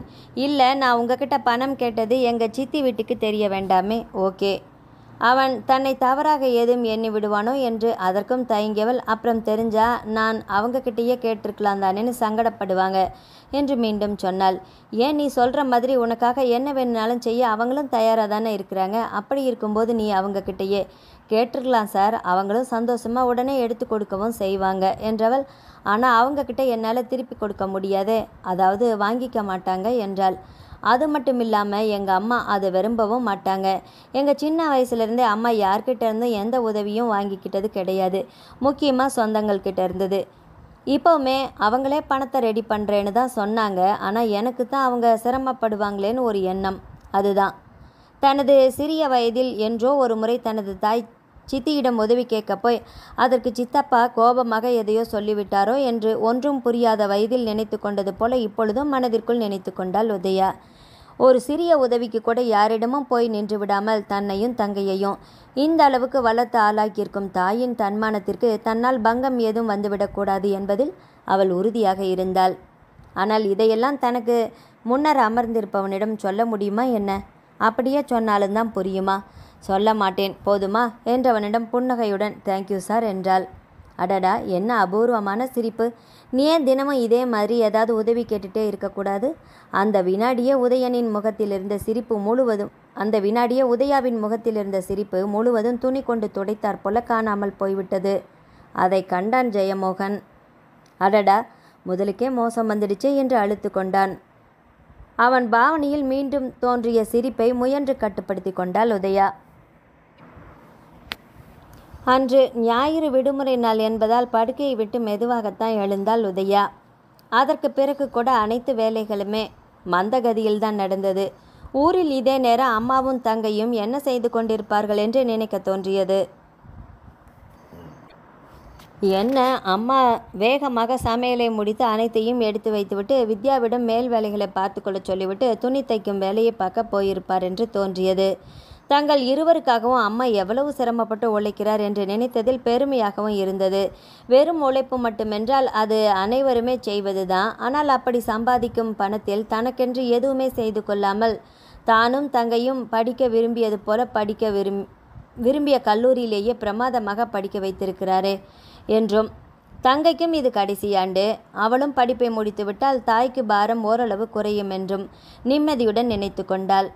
வயிறு பசிக்க ஆரம்பித்திருக்க நிமிர்ந்து சுவர் கடிகாரத்தில் நேரம் பார்த்தாள். மணி 9. முதலில் கிச்சனுக்கு போய் டிஃபனை எடுத்து வந்து விடலாம் என்று கிளம்பினாள். உதயாவுடன் அறையை பகிர்ந்து கொள்ளும் இன்னொரு பெண் ஒவ்வொரு ஞாயிறன்றும் ஊருக்கு போய்விடுவாள் என்பதால் அன்று அறையில் உதயா மட்டும்தான் இருந்தாள். மேலும் 1 மணி நேரத்தில் தனது சித்தியின் வீட்டிற்கு செல்வதற்காக அறையை விட்டு கிளம்பியிருந்தாள் உதயா. அங்கே ஊரில் சந்தோஷமாகவும் சுதந்திரமாகவும் இருந்ததைப் போலவும், ஆனால் இங்கே கூண்டு கிளி ஆகிவிட்டார் போலவும் மனதிற்குள் ஒரு மாதிரியாக உணர்ந்தாள் உதயா. ஏனோ சித்தி வீட்டு வாசம்தான் பிடித்திருந்தது. ஒருவேளை அங்கே ஊரில் தங்கையிடம் பேசுவதைப் போலவே இங்கே அரவிந்த் அபிஷேக்குடன் மனம் விட்டு பேசலாம் என்பதால் இருக்குமென்று தனக்குத்தானே நினைத்து கொண்டாள். வீட்டிற்குள் வந்து தன்னை வரவேற்ற சித்தியிடம், அரவிந்த், அபிஷேக் எங்க சித்தி என்று கேட்டாள். உள்ளே இருக்காங்கம்மா, அப்புறம் வா, சமையல் வேலை நடந்துட்டுருக்குது, அப்படியே கிச்சனுக்கு போயிட்டே பேசலாம் என்றார். ஹாஸ்டலில் எல்லாம் சௌகரியமாக இருக்கா? ஆமாம் சித்தி, எந்த பிரச்சனையும் இல்லை, சந்தோஷம். டிஃபன் சாப்பிட உதயா? ஆச்சு சித்தி, மணி பாருங்க 11க்கு மேலே ஆயிடுச்சு. அது சரிதான், சரி இந்தா ஸ்வீட்டாவது எடுத்துக்கோ என்று சித்தி கொடுத்ததை வாங்கி கொண்டவள் அங்கு வந்த அரவிந்தை அவனுடைய பிறந்த நாளுக்காக வாழ்த்தினாள். அப்புறம் உங்கள் ஃப்ரெண்ட்ஸ் எல்லாருமே பார்ட்டிக்கு வருவாங்க இல்லையா அரவிந்த்? என்ன பார்ட்டிக்கு? உன் பர்த்டே பார்ட்டிக்கு தான் என்றவளிடம். அச்சச்சோ, நீங்கள் வேற உதயாக்கா, அந்த அளவுக்கு கிராண்டாக செலிப்ரேட் பண்ணுறதெல்லாம் சின்ன வயசில் தான்.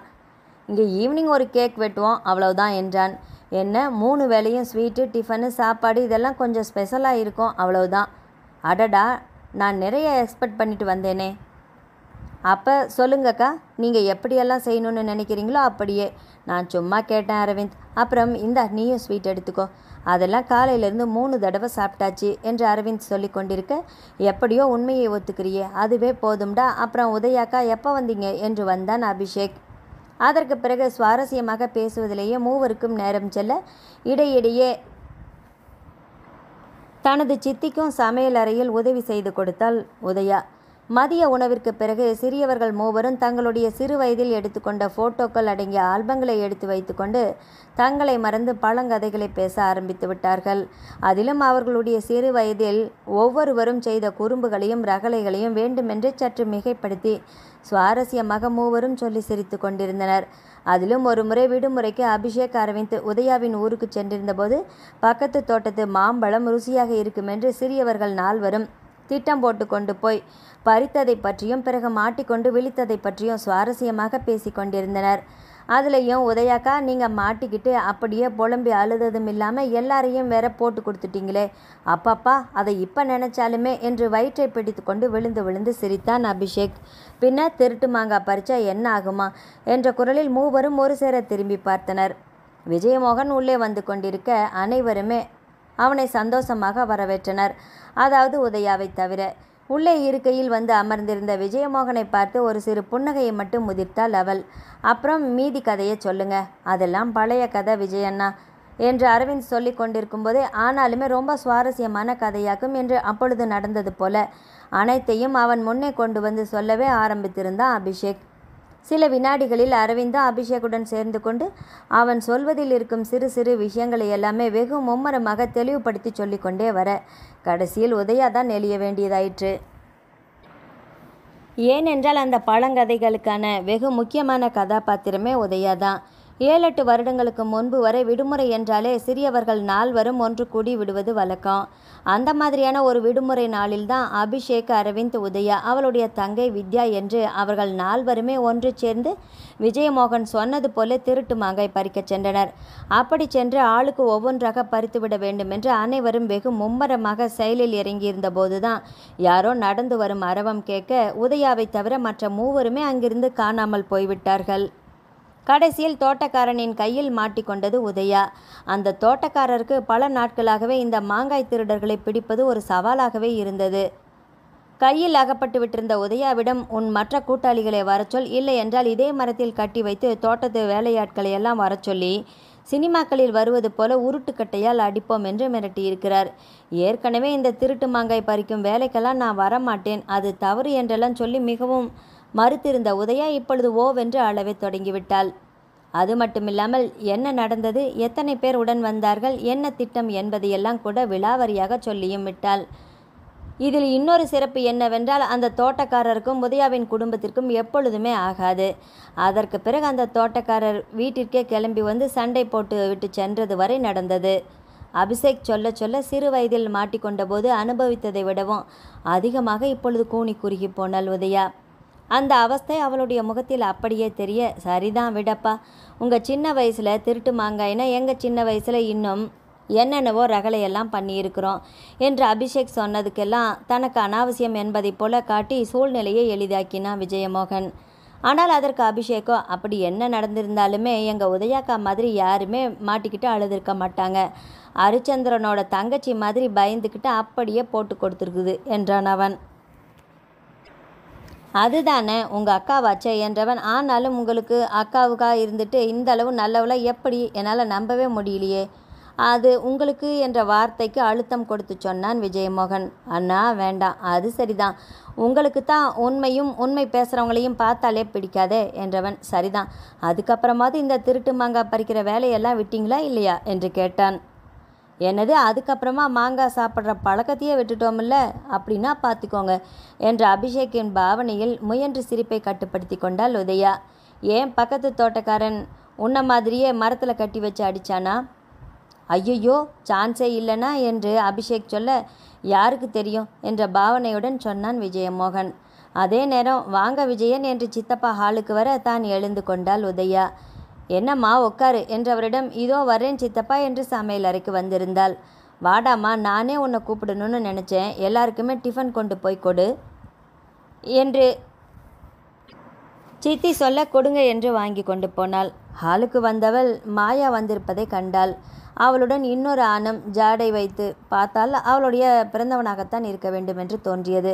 அது சரிதான் என்பதைப் போல உதயாக்கா, இவர் தான் மாயாக்காவோட அண்ணன் என்று அறிமுகப்படுத்தினா அபிஷேகம். பதிலுக்கு ஒரு புன்னகையை உதித்தவளை, இவங்க உதயா, என் அக்கா என்று உதயாவையும் அந்த மதனுக்கு அறிமுகப்படுத்தினான். ஏனோ விழுங்கி விடுவதைப் போல தன்னை பார்த்த அந்த மதனின் பார்வையையும் ஏன் அவனையுமே சுத்தமாக பிடிக்கவில்லை உதயாவுக்கு. ஆனால் முயன்று மற்றவர்களுக்காக தன்னை இயல்பாக காட்டிக்கொண்டாள். தொடர்ந்து சிறிது நேரத்தில் பிறந்த நாள் கேக் வெட்டப்பட்டது. அனைவருடைய வாழ்த்துக்களையும் பரிசுகளையும் புன்னகையுடன் ஏற்றுக்கொண்டான் அரவிந்த். அனைவரையும் தொடர்ந்து தானும் தனது பிறந்த நாள் பரிசை ஆசையுடன் கொண்டு போய் கொடுத்தாள் உதயா. இதெல்லாம் எதுக்கு உதயாக்கா என்று மற்றவர்களிடம் போலவே அவளிடம் உணர்ந்து கேட்ட அரவிந்த் உதயா கொடுத்த பரிசையும் அப்பொழுதே பிரித்தான். மாயா, மதன், விஜயமோகன், அரவிந்த், அபிஷேக்கின் தோழர்கள் 2 என்று வந்திருந்த அனைவருமே விலை மதிப்பு மிக்க பரிசுகளை கொடுத்ததை கண்டவள், கடவுளே, தானும் சற்று சிரமப்பட்டேன்னு ஒரு நல்ல பரிசை வாங்காமல் போனோமே என்று அவளுடைய மனம் அடித்து கொண்டது. அவள் மனதிற்குள் எண்ணி பயந்தது போலவே இது என்ன என்று தனது பரிசை பார்த்து ஏளனமாக சிரிக்க தொடங்கிவிட்டிருந்த மாயாவை செய்வதறியாது பார்த்தபடி நின்றுவிட்டாள் உதயா. மனம் ஏனோ மிகவும் பாரமாகிவிட்டிருக்க, வாவ் சூப்பர், உண்மையிலேயே இது நீங்கள் வரைஞ்சதா என்பன போன்ற வார்த்தைகளெல்லாம் அவளுடைய காதுகளுக்கு கூட சென்றிருக்கவில்லை. அனைவருக்கும் முன்னிலையில் தான் ஏதோ மிகவும் தாழ்ந்து விட்டதைப் போல மனதிற்குள் கூனி குறுகி போனாள். ஆனால் அதை வெளியே காட்டிக்கொள்ளாமல் முகத்தை இயல்பாக காட்டிக்கொண்டு அங்கிருந்து நகர்ந்து சென்றிருந்தாள். அரவிந்துக்கு உதயா பரிசாக கொடுத்தது அவள் தானே வரைந்த ஒரு ஓவியத்தை. அவளும் ஒன்றும் ஒரே நாளில் அதை வரைந்து முடித்திருக்கவில்லை. கடந்த வாரம் முழுவதுமே விடுதியில் வெகு நேரம் வரை தூங்காமல் அமர்ந்து நேற்று இரவு தான் வரைந்தே முடித்திருந்தாள். அன்று காலையில் கிளம்புவதற்கு சற்று முன்னர் தான் அதற்கு சட்டமிட்டிருந்தாள். மிகுந்த தயக்கத்துடன் நிறைய முறை யோசித்து தான் ஏனோ அதில் எந்த குறையுமே சொல்ல முடியாத அளவிற்கு பிரமாதமாக வந்திருப்பதைப் போலதான் மனதிற்கு தோன்ற அவளும் அதை பரிசலிக்க எடுத்து வந்தாள். பூத்து குலுங்கும் பல வண்ண மலர்கள் அடங்கிய ஒரு அழகிய சோலைவனத்திற்கு நடுவே அதிகாலை கதிரவன் தனது செந்நிற கதிர்களை அள்ளி வீசிக்கொண்டு மெதுவாக தலையை நீட்ட பல வகையான பறவைகளும் உற்சாகத்துடன் சிறகை அடித்து கொண்டு அந்த ரம்யமான காலை வேளையை சந்தோஷமாக வரவழைப்பதைப் போல தத்ரூபமாக வரைந்திருந்தது. நேரில் கூட இந்த அளவுக்கு பிரமாதமாக காண முடியுமா என்று ஆச்சரியமாகவே போயிற்று விஜயமோகனுக்கு. வரைவதிலேயே இந்த அளவுக்கு கொண்டு வந்திருக்கிறாள் என்றால் என்ன விஜயாண்ணா, உதயாக்காவோட கிஃப்ட் எப்படி இருக்குது? பணத்தை கொடுத்து நாங்கள் வாங்கிட்டு வந்தது. இந்த மாதிரி அபூர்வமான பரிசுக்கு முன்னாடி நிற்கக்கூட முடியாது அரவிந்த் என்று உணர்ந்து சொன்னவனுக்கு உதயாவின் பரிசு ஓவியம் என்றும் நீங்கா ஓவியமாக மனதில் ஆழமாக பதிந்துவிட்டது. குட் மார்னிங் சார், உதயா சொல்ல வெரி குட் மார்னிங் என்று நிமிர்ந்தான் விஜயமோகன். அப்புறம் உதயா, சொல்லுங்கள் சார், நேற்றே சொல்லணும்னு நினச்சேன், ஆனால் திரும்பவும் பார்க்க முடியல. உன் ஓவியம் பிரமாதம் என்றான். Thank you sir. எப்படி சின்ன வயசுலேருந்தே இப்படி வரைவியா இல்லை கிளாஸ் போய் கற்றுக்கிட்டியா? அப்படியெல்லாம் எதுவும் இல்லை சார், எனக்கா தோணும் போதெல்லாம் வரைஞ்சிக்கிட்டே இருப்பேன். அது இப்படி வரைஞ்சி பார்க்கலாமேன்னு வரைஞ்சேன். தான் ஏதோ ஒன்றுமே இல்லாததை மிகைப்படுத்தி சொல்லிவிட்டதைப் போல வெகு இயல்பாக உதயாவிடமிருந்து வந்த பதில் விஜயமோகனுக்கு பிடித்திருந்தது. கூடவே அவளுடைய தன்னடக்கத்தையும். முடிஞ்சா அதே போல இன்னொன்னையும் வரைஞ்சு கொட என்றவனிடம் ஷூர் சார் என்று புன்னகையுடன் சொல்லிவிட்டு தன்னுடைய இடத்திற்கு வந்தாள். உணர்ந்து கேட்டிருந்த விஜயமோகனின் வார்த்தைகளில் சரிதான், இன்னொரு வாரத்திற்கு தன்னுடைய தொலைதூர கல்வி படிப்பை தள்ளி போட வேண்டியதுதான் என்று மனதிற்குள் நினைத்து கொண்டாள். அப்படியென்றாலுமே முன்பு போலவே தத்ரூபமாக வருமா என்று யோசனையாக இருந்தது. சரிதான், முடியும் என்று நினைத்தால்தானே அப்பொழுதும் முடிந்தது, இப்பொழுதும் அப்படியே நினைப்போம் என்று தனக்குத்தானே சொல்லி கொண்டாள். தனது மொபைலை அழைக்க இது என்ன இந்த நேரத்திற்கு என்று தயக்கத்துடன் அட்டன் செய்து காதில் வைத்து மெதுவாக பேசினாள். தான் அனுப்பிய பணத்தை பெற்று கொண்டதாகவும் எப்படியோ தப்பித்தேன் என்று ஒரு பெரிய பிரச்சனையிலிருந்து மீண்டு விட்டார் போல மிகவும் சந்தோஷமாக தங்கை சொன்னது உதயாவின் மனதிற்கு சந்தோஷத்தையும் உற்சாகத்தையும் அளிப்பதாக இருந்தது. அந்த பணத்தை கேட்டதுமே எடுத்து கொடுத்த விஜயமோகனை நன்றியுடன் மனதிற்குள் நினைத்து கொண்டாள். சரிதான், இனி வேலையை பார்க்கலாம் என்று கவனத்தை திசை திருப்பி இருந்தவள் 10 நிமிடங்கள் கூட வேலையை பார்த்திருக்க மாட்டாள். அதற்குள் அவளுடைய மொபைல் மீண்டும் ஒலிக்க அதை கையில் எடுத்தாள். கடவுளே, வேலை நேரத்தில் மீண்டும் யார் என்று யோசித்து கொண்டே அவசரமாக அட்டன் செய்து காதில் வைத்தாள். எதிர்முனையில் பேசியவர்கள் யார் என்றே புரியாமல் போக சில வினாடிகளில் ராங் நம்பர் என்று ஃபோனை வைத்தாள். கடவுளே, விஜயமோகன் தன்னை பற்றி என்ன நினைப்பான்? ஒரே யோசனையாக இருந்தது. முடிந்தவரை வேலை நேரத்தில் ஃபோனில் பேசுவதை தவிர்க்க வேண்டும். மேலும் 1 மணி நேரம் ஆகியிருந்தது. தன்னை விஜயமோகன் அழைக்க எழுந்து சென்றாள். சொல்லுங்க சார், ஒரு கொட்டேஷன் உடனே ரெடி பண்ணணும், அதுக்கான டீட்டெயில்ஸ் என்று விஜயமோகன் கொடுத்ததை வாங்கி கொண்டாள். இங்கே வேலை கொஞ்சம் குறைவாக இருக்கிறப்போ, இல்லைனா தினமும் ஒரே மாதிரி ஏதோ ஒரு 2 மணி நேரம் நீ ஃபேக்ட்ரிக்கு போய் ப்ராக்டிக்கலாக வேலை கற்றுக்கலாம்னு இருந்தால் போயிட்டு வா என்றான் விஜயமோகன். தேங்க்யூ சார், நானே உங்ககிட்ட கேட்கணுன்னு இருந்தேன். நெக்ஸ்ட் மந்தில் இருந்து நான் அப்படி செஞ்சுக்கிறேன் என்றாள் உதயா. மேலும் மேலும் நிறைய கற்றுக்கொள்ள வேண்டும் என்பதில், தொடர்ந்து படிக்க வேண்டும் என்பதில் உறுதியாக இருந்தாள். தான் சொல்லி அதை தனது சித்தி வீட்டினர் விஜயமோகனிடம் சொல்லிவிட்டிருக்கிறார்கள் என்பது அவளுக்கு புரிந்தது. கொட்டேஷன் தயார் செய்வதில் நிறைய சந்தேகங்கள் வர விஜயமோகன் சொன்னது போல அவனுடைய டேபிளில் வைத்தே வேலை செய்ய தொடங்கிவிட்டாள் உதயா. இன்னும் சில நிமிடங்கள் இருந்திருந்தால் தயாரித்தே முடித்திருப்பாள்.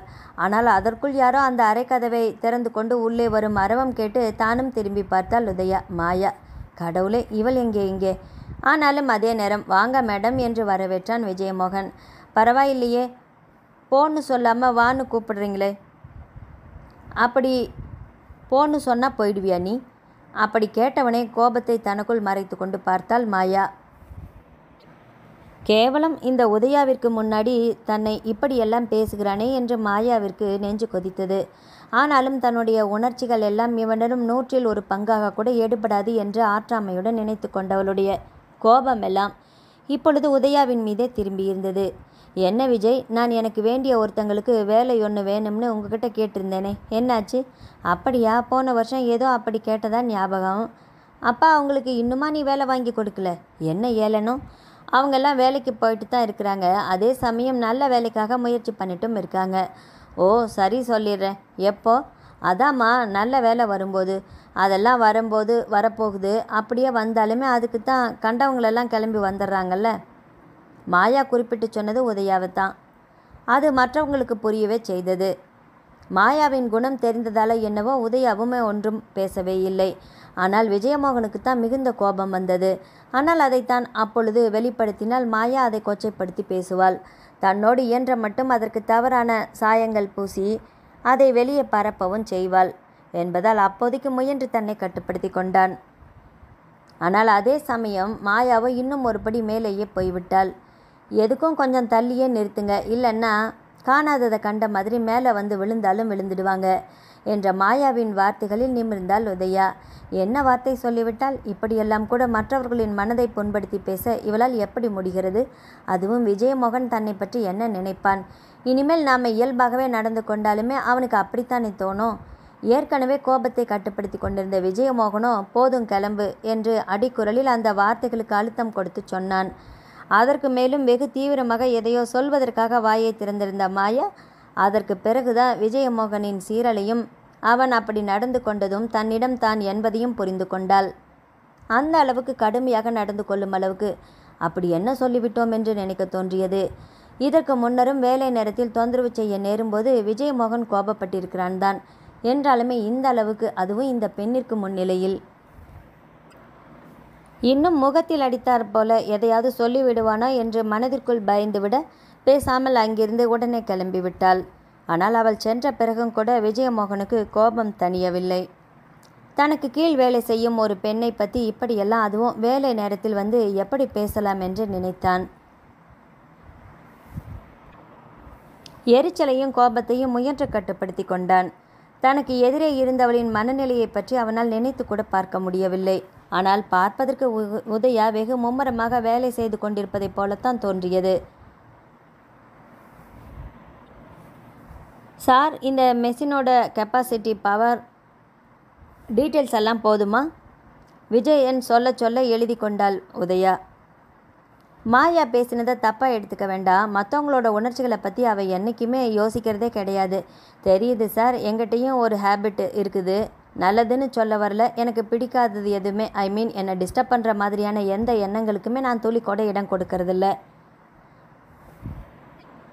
நான் இன்னும் எவ்வளவோ தூரம் முன்னேறி போக வேண்டியிருக்கிறது. இதுக்கெல்லாம் முக்கியத்துவம் கொடுத்துக்கிட்டு கரெக்ட், அப்படித்தான் இருக்கணும் என்றவனுக்கு நாமும் ஒரு காலத்தில் எத்தனையோ வழிகளையும் ஏளன பேச்சுகளையும் துச்சமாக ஒதுக்கிவிட்டுத்தானே இந்த நிலைமைக்கு வந்து சேர்ந்தோம் என்று நினைக்க தோன்றியது. இப்பொழுது அப்படி பேசியவர்கள் எல்லாம் தானே குற்ற மனப்பான்மையுடன் செய்வதறியாது தள்ளி நின்று பார்த்து கொண்டிருக்கிறார்கள் என்றோ, கிட்டத்தட்ட தன்னைப் போலவே, அதாவது முன்னர் தான் இருப்பதைப் போலவே உதயாவும் இருக்கிறாள் என்று அவள் மீது தனி மதிப்பே தோன்றியது. உதயா அதை பெருமைக்காக சொல்லவில்லை என்பது அவள் வெகு கவனமாக வேலையை பார்த்து கொண்டிருப்பதிலேயே தெரிந்தது. அன்றைக்கு, அதாவது ஃபர்ஸ்ட் டே கூட மாயா எது சொல்லியிருப்பாள் போல. சரிதான், இப்போ உளறின மாதிரியே அன்னைக்கும் முதன்முறையாக பார்த்ததுமே கொஞ்சம் கூட சம்பந்தம் இல்லாமல் ஏதாவது பேசியிருப்பா. அதனால் கோபம் வந்துடுச்சு. அன்னைக்கு மாயா தன்னை சம்பந்தப்படுத்தி தான் பேசினாள் என்பதும் நினைவுக்கு வந்தது விஜயமோகனுக்கு. மாயா உங்களுக்கு சொந்தமா? எப்படி? ஆமாம், தூரத்து உறவு முறையில். அத்தை பொண்ணும் கூட. அதோட மாயாவோட ஃபேமிலிக்கும் உங்கள் சித்தியோட ஃபேமிலிக்கும் கூட நல்ல பழக்கம். சரிதான், இருந்துட்டு போகட்டுமே, அதுக்காக இந்த மாதிரிலாம் கூடவா பேசலாம் என்றிருந்தது. என்னதான் இதெல்லாம் எனக்கு அனாவசியமான விஷயம் என்றாலுமே விஜயமோகனிடம் சொல்லிவிட்டிருந்தால் கூட தொடர்ந்து அவள் இப்படி கீழ்த்தரமான எண்ணத்துடனே பேசி கொண்டிருந்தால் தன்னாலும் அதை இயல்பாக எடுத்துக்கொண்டு போய்விட முடியும் என்று உதயாவிற்கு தோன்றவே இல்லை. சற்று முயன்று மனதை வேலையில் திசை திருப்பியிருந்த உதயா அதற்கு பிறகு மாயாவை பற்றி மறந்தும் கூட நினைக்கவே இல்லை. நிமிர்ந்த நன்னடை, நேர்கொண்ட பார்வை என்று பாரதி கண்ட புதுமை பெண்ணாகவும் எப்பொழுதுமே தனது வேலை ஒன்றே குறி என்பதையும் போல கருமமே கண்ணாக இருந்த உதயாவின் மேலிருந்த மதிப்பு தனக்கு நாளுக்கு நாள் அதிகமாவதை ஒருவித ஆவல் கலந்த திருப்தியுடன் உணர்ந்தான் விஜயமோகன். வாழ்க்கையில் எந்த அளவுக்கு அடிப்பட நேர்ந்திருந்தால் இந்த அளவுக்கு பண்பட்டிருப்பாள். இப்பொழுதெல்லாம் உதயாவின் தோற்றத்தில் மிகுந்த வேறுபாடு தெரிகிறதோ என்று விஜயமோகனால் நினைக்காமல் இருக்க முடியவில்லை. அதாவது இருக்கும் அழகை எடுத்துக்காட்ட தெரியாதவளைப் போல முன்பு இருந்தால் இப்பொழுது மிகவும் அழகாக தன்னை அலங்கரித்து கொள்ள ஆரம்பித்திருக்கிறாள். அப்படியே என்றாலும் அது சற்றும் அலட்டிக் கொள்ளாத விதமாக அல்லது அதிகப்படியாக தெரியாமல் இருந்தது. உதயா என்னதான் இயற்கையிலேயே அழகான பெண் என்றாலுமே லேசான ஒப்பனை அவளை இந்த அளவுக்கு பேரழகியாக்கி இருக்குமா? தனக்குள்ளேயே வியந்து போனான் விஜயமோகன். இடியே விழுந்தாலும் கூட கருமமே கண்ணாக இருக்கும் தன்னை இந்த சிறு பெண் அவளை அறியாமலேயே அசைத்து பார்க்கிறாளே. சார், நீங்கள் கேட்ட ஃபைல். தனக்கு முன்பாக வந்து நின்ற உதயாவிடம் எங்கே இருந்தது என்று கேட்டான் விஜயமோகன்.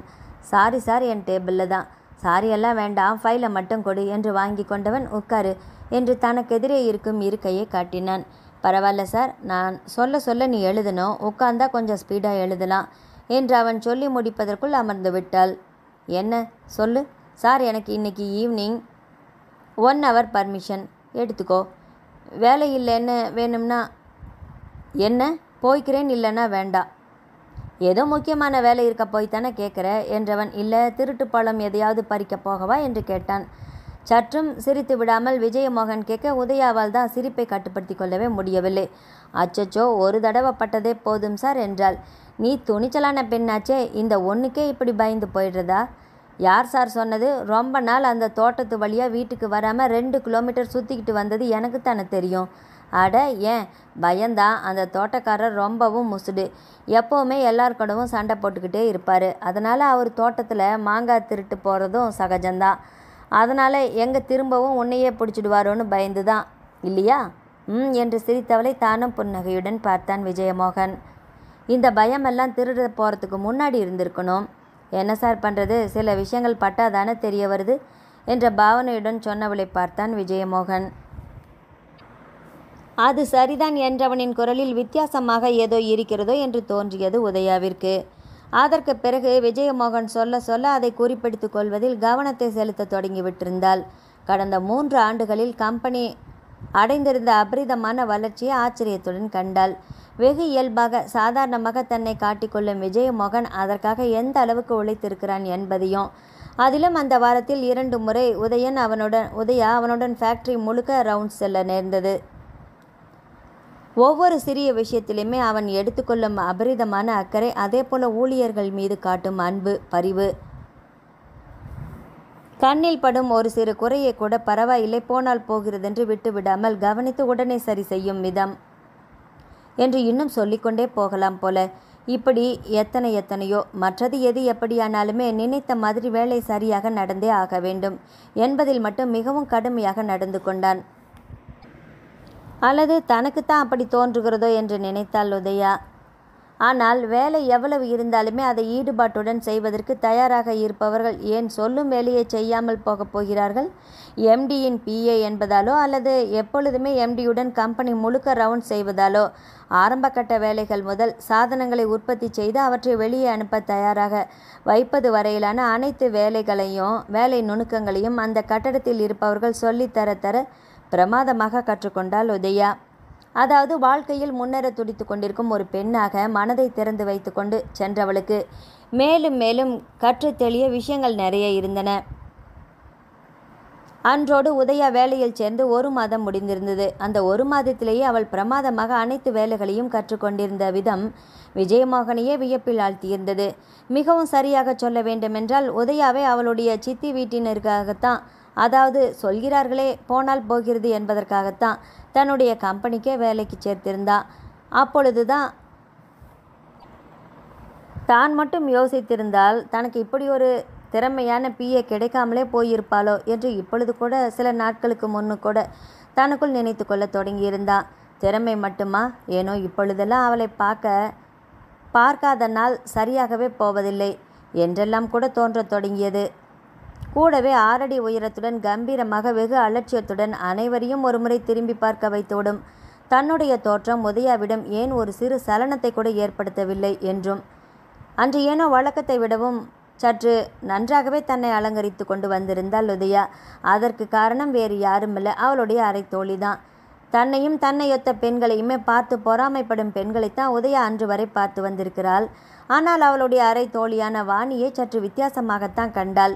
மேலும் அவளை உதயாவிற்கு பிடித்தும் போனது. அதற்காக உதயாவும் பெரிதாக எதையும் செய்துவிடவில்லை.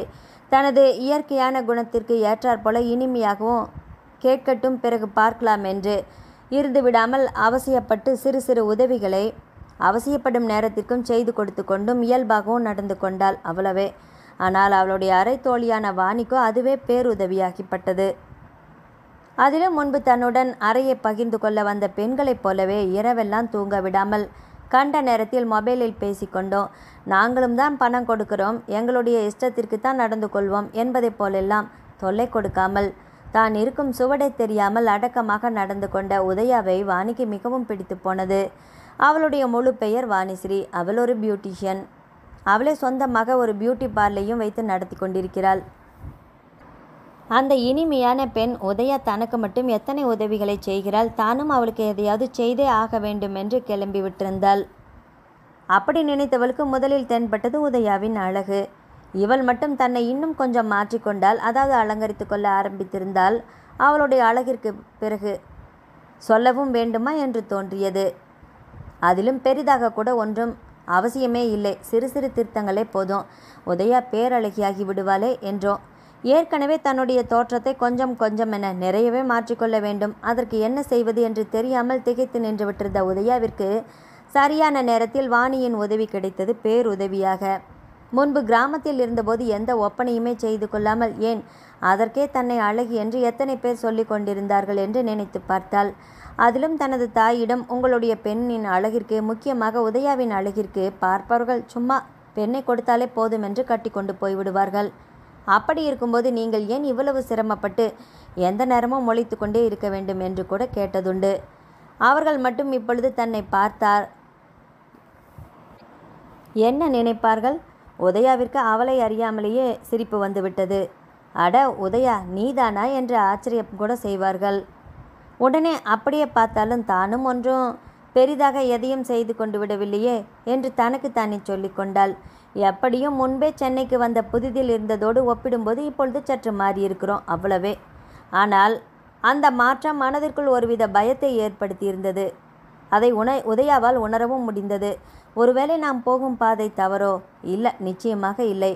அப்படியென்றால் தன்னுடைய மாற்றத்தை பார்த்துவிட்டு சித்தி ஏன் அந்த அளவுக்கு பாராட்ட வேண்டும்? குட், இனிமேல் நீ எப்போவுமே இப்படித்தான் இருக்கணும் என்று தொடர்ந்து ஊக்கப்படுத்த வேறு செய்தார்களே. என்ன உதயா, இப்படி திகைச்சு போய் நின்றுட்ட? நான் நினச்சதை அப்படியே வாணியிடம் சொல்லிவிட்டிருந்தாள் உதயா. அந்த வாணிஸ்ரீ உதயாவை விட 3 வயது பெரியவள். அதனால் உதயா அவளை அக்கா என்று தான் அழைப்பாள். அசடு, இப்படி கூட யாராவது பயப்படுவாங்களா? நீ ரொம்ப சாஃப்ட் உதயா, வெகுளியும் கூட. உன்னோட குணத்துக்கும் அழகுக்கும் நான் மட்டும் பையனாக இருந்திருந்தால் நிச்சயமாக உன்னை விரும்பி கல்யாணம் பண்ணியிருப்பேன். போங்க வாணிக்கா. அடடா, வெக்கப்படும் போது இன்னும் கூட அழகாக தெரிகிறியே. ஆமாம், உன் கூட வேலை செய்கிறவங்க, ஓ நீ தான் அந்த கம்பெனியோட எம்டிக்கு பிஏவாச்சு. ஆமாம், அவர் எப்படி உன்னோட மாற்றத்தை பார்த்து அப்படியே திகைச்சு போய் நின்றுட்டாரா? அதெல்லாம் எதுவும் இல்லை என்று பட்டென்று சொல்லிவிட்டிருந்த உதயாவிடம் நான் கேட்டது தப்புன்னா சாரிம்மா என்றாள் வாணிஸ்ரீ.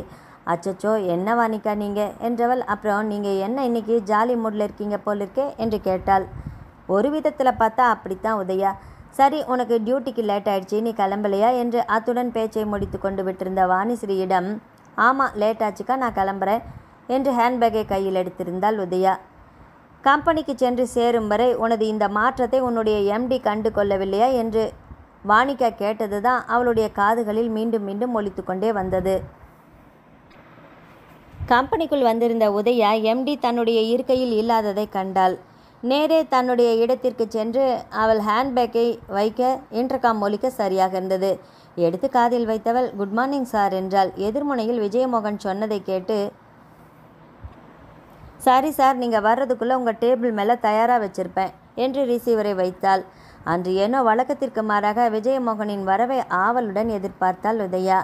வாணிகா கேட்டது தான் மீண்டும் அப்பொழுது மனதிற்கு வந்தது.